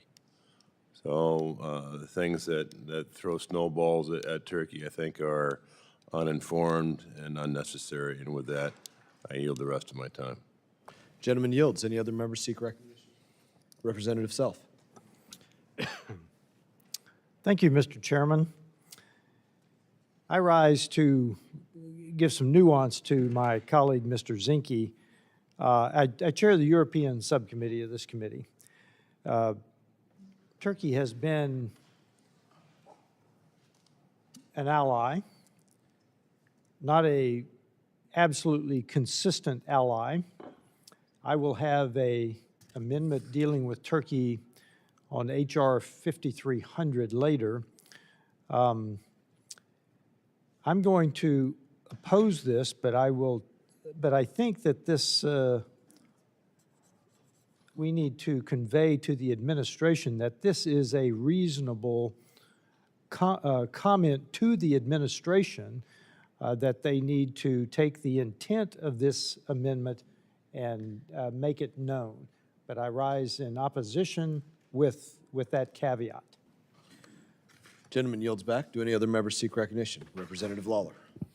I want to echo the sentiments just expressed by my colleague, Mr. Self. I think there are legitimate points being raised here, especially with respect to Azerbaijan releasing all of the remaining Armenian prisoners of war. That should be done expeditiously. And I have advocated to the administration on that front. I think President Trump and his administration have done a phenomenal job in trying to broker peace here and bring about change in the region. But there are still some challenges that persist, and there are still some issues that I think need to be addressed, and specifically the releasing of all of the remaining prisoners. So that is something that I fundamentally agree with the point that the gentleman from California is raising. I also echo the sentiment, Mr. Self, with respect to Turkey. Turkey, yes, is an ally. Yes, with respect to NATO, an important component of NATO. As we look at the situation in Syria, they are also important as we move forward.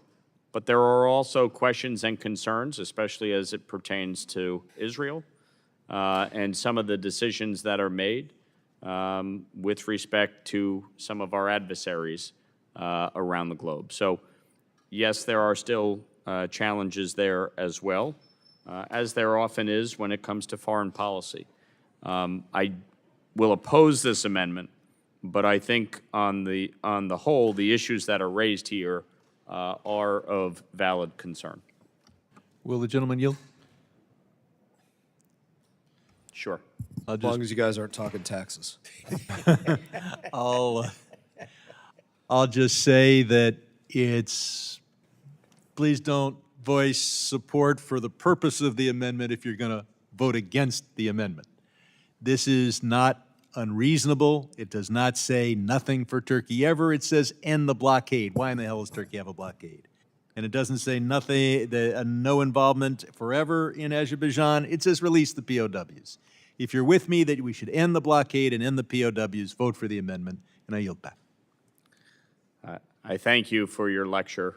I continue my opposition to your amendment, but the sentiment is something that has to be addressed as part of the administration's peace efforts in the region. I yield back. Let no good deed go unpunished. Gentleman yields back. Do any other members seek recognition? Seeing none. There being no further discussion, question now occurs on amendment offered by Representative Sherman, number 105. Representative no vote. All those in favor signify by saying aye. Aye. All those opposed, no. No. Opinion of the chair, the noes have it. Recorded vote. The amendment is not agreed to. Recorded vote has been requested pursuant to the chair's previous announcement. This vote will be postponed. Are there any further amendments? Yes. Representative First, I'd like to ask unanimous request that we have a recorded vote on the First Amendment that I offered, that being number 113. I think you did. Oh, I did get a recorded vote. Excellent. Representative Sherflus McCormick is dying to offer an amendment as well. I look forward to hearing her amendment, and then we'll have more from me. Very good. You're up next. I already gave it to you. It's on you, Sherman. It's, okay, well, I'll do one, and then she can do the next one, and then I got some more. Okay. In any case, we go back to number 107. The clerk shall distribute and designate.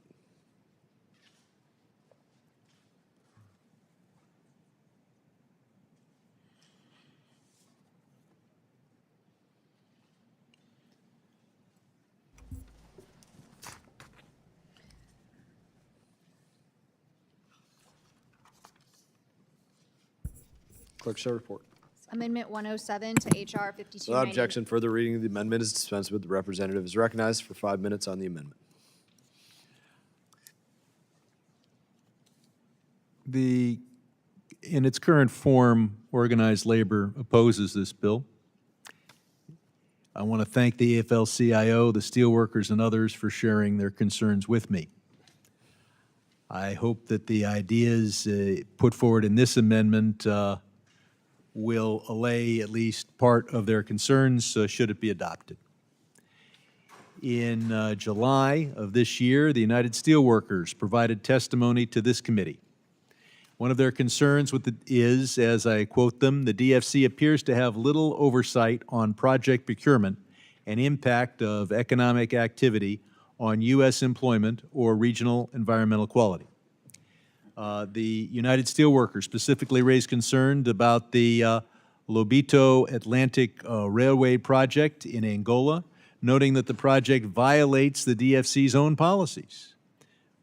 Those policies will be stronger if we write them into law.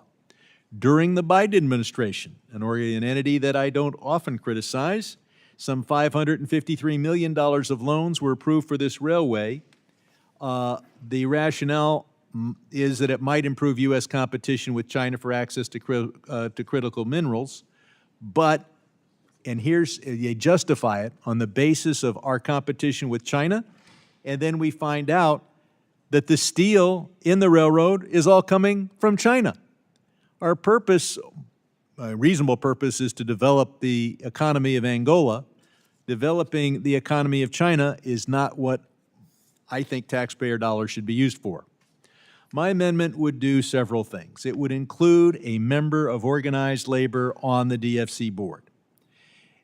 It provides for authorities relating to the provision of support of workforce protections and environmental degradation.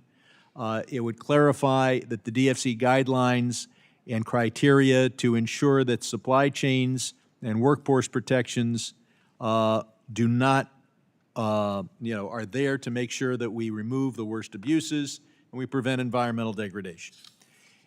And it updates the definition of impact on U.S. employment to indicate that it not only focuses on retaining our current jobs, but not as we don't want to support projects that block future jobs in the United States. We don't want a circumstance where we have an opportunity to expand in an industry and instead the U.S. federal government uses our tax dollars to create a competitor in a foreign country with foreign jobs. Finally, it includes a minimum U.S. context standard for manufactured materials, including steel, of 51% U.S. origin, and that requirement does allow for a presidential waiver. So I look forward, hopefully, to support for this and earning the support of working men and women for the DFC.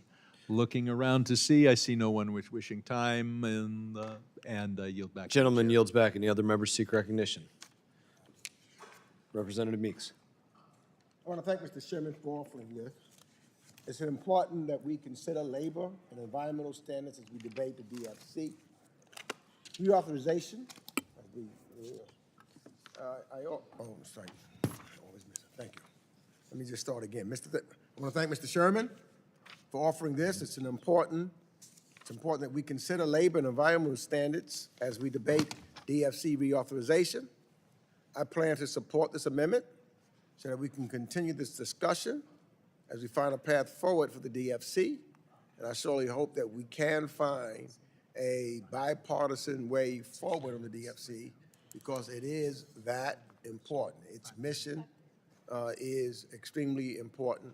And so I hope, what we have currently is not, I don't think it's going to see the light of day, but I hope we can work on something collectively because it's important. And having labor standards and environmental standards will be very important to include therein. And with that, I yield back the balance of my time. Gentleman yields back. Any other members seek recognition? Seeing none.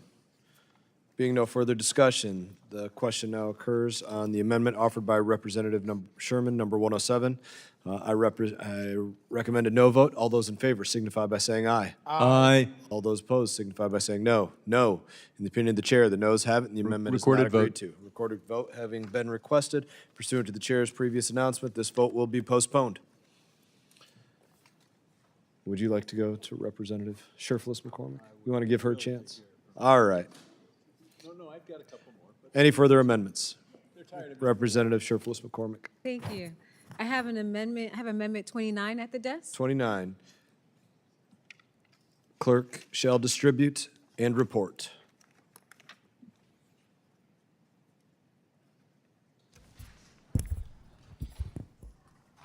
Amendment 29 to H.R. 5299, offered by Ms. Tripolis McCormick of Florida. At the appropriate place, insert the following. Study Without regarding- objection, further reading of the amendment is dispensed with. The representative is now recognized for 5 minutes. Thank you, Mr. Chairman. Each year, diaspora communities send an average of $90 billion to Africa, an estimated $20 billion to the Caribbean, and $5 billion to Haiti alone, and more than $200 billion globally. The African diaspora remittance market is substantial, with projections indicating it could reach $500 billion in 2035. It is time for the U.S. policy to recognize diaspora capital as a core part of our development strategy and soft power. However, converting these remittances into direct investment presents challenges such as the lack of investment vehicles. Right now, the United States Development Finance Corporation lacks the tools to work with diaspora-led funds. My amendment changes that. It provides for the framework to unlock this untapped potential, a special window to provide support to diaspora-led investment funds, social enterprise, and infrastructure to projects in Africa and the Caribbean. I'm calling for Congress to support expanding the DFC's mission to mobilize diaspora capital. We need a diaspora investment facility that offers local currency loans and guarantees. We need investments in digital remittance infrastructure to lower costs and increase transparency. Imagine the impact if just a fraction of remittances were deployed as a strategic capital tool. It would boost U.S. competitiveness, strengthen communities, and offer an alternative to China's growing influence in Africa. We must stop viewing the diaspora as a funding gap. It is our strategic advantage. Let's empower the DFC to move faster and partner with the diaspora as an equal force in development and diplomacy. Thank you, and I yield back. Gentlelady yields back. Do any other members seek recognition? Representative Meeks. I support this amendment, which explores opportunities to galvanize additional diaspora investments in Africa and Caribbean countries. The United States has the second largest African diaspora in the world, with more than 47 million Americans identifying as Black or African or of African descent. This is a tremendous resource that we should be tapping into when fostering partnerships between the public and private sectors. Diaspora members are well connected. They're talking to their families in Africa and in the Caribbean on a regular basis. They have a great understanding of what is needed in terms of investments. This amendment requires the DFC to conduct a study on how to catalyze investment funds, social enterprises, and infrastructure projects. It's a concept well worth exploring, one that I hope that can lead to innovative and productive results. So I want to thank my friend and colleague, Surface McCormick, Representative Surface McCormick, for her vision and for her work in pushing this forward. And I urge all of my colleagues to vote yes, and I yield back the balance. Any other members seek recognition? Seeing none, recognize myself. Just to reiterate what I did mention in my opening statement on this, arbitrary guidelines that restrict the DFC, it just doesn't, to me, ring as strategic. There can be good reasons to support and invest in countries at every level, and to tie our hands in some way is just not a strategic path that we should be going down. In that, do any other members seek recognition? Representative Sherman? No. Seeing none, being no further discussion, question now occurs on the amendment offered by Representative Sherflis McCormick, number 29. I recommend a no vote. All those in favor signify by saying aye. Aye. All those opposed, no. No. Opinion of the chair, the noes have it, and the amendment is not agreed to. You want to record? You may request a recorded vote. A roll call vote has been requested pursuant to the chair's previous announcement. This vote will be postponed. Are there any further amendments? Representative Sherman. Yes, thank you. Number 112. 112. Clerk will distribute and report.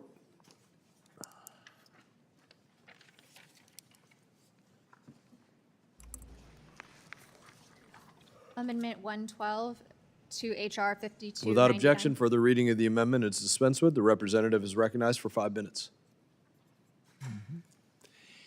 Section 406 of the base text recognizes that there are certain countries that we should have great concern with.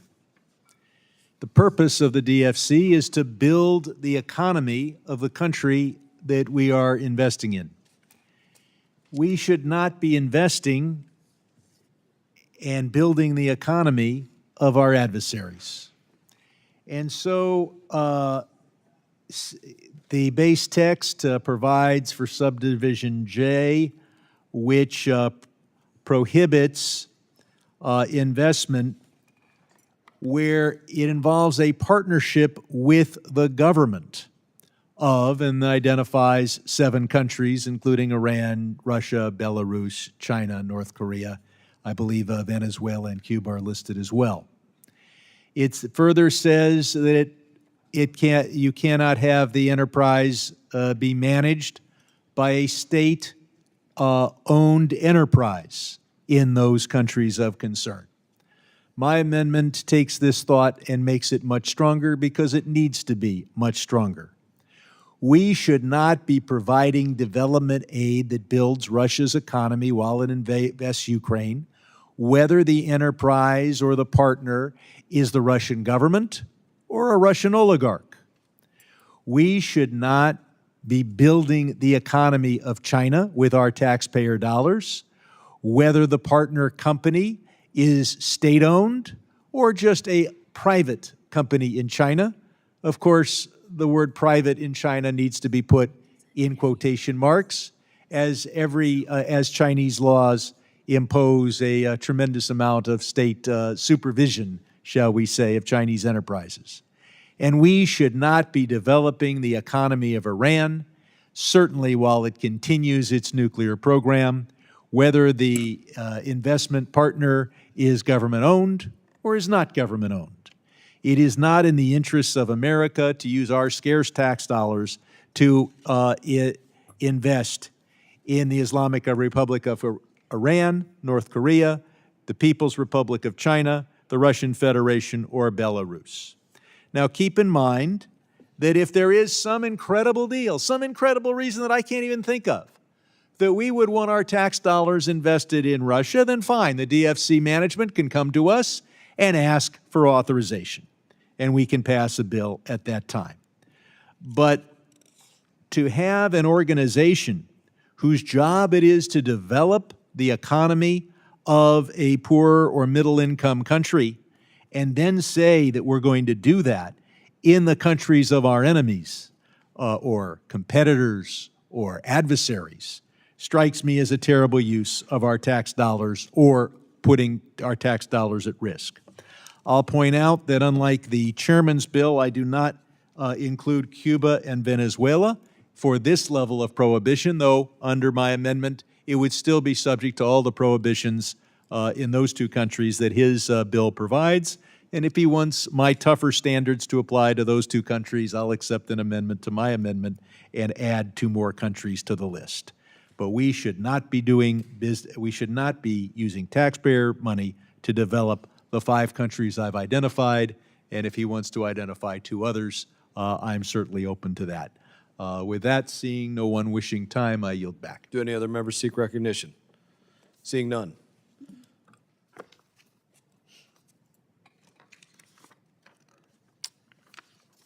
There being no further discussion, the question now occurs on the amendment offered by Representative Sherman, number 112. I recommend a no vote. All those in favor signify by saying aye.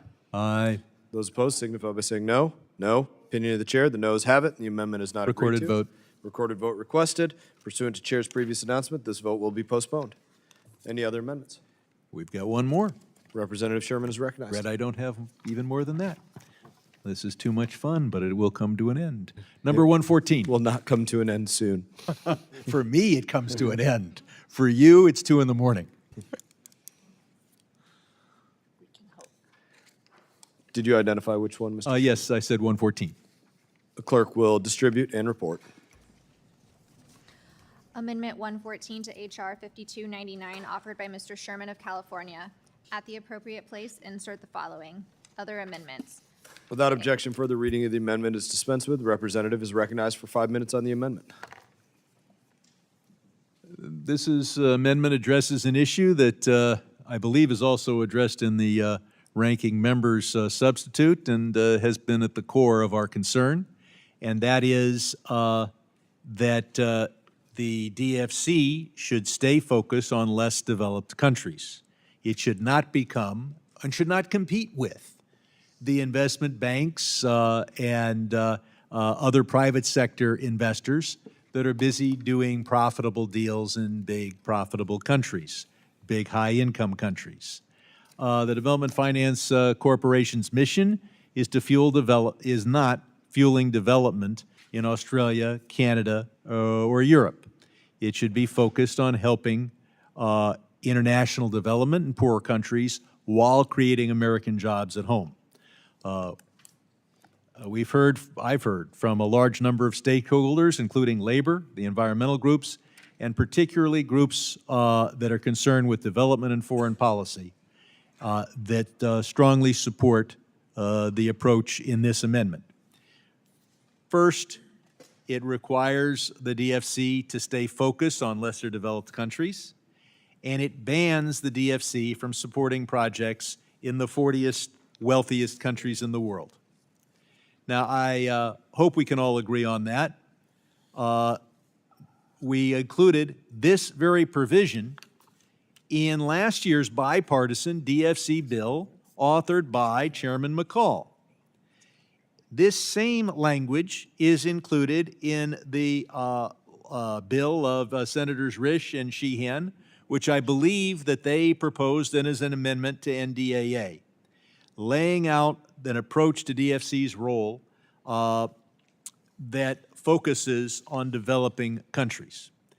So I hope that we keep the development in the DFC, that we provide, it is in America's interest, both our economic interest and our national security interest, to focus the DFC on building the economies of countries where people are trying to live on $1 a day.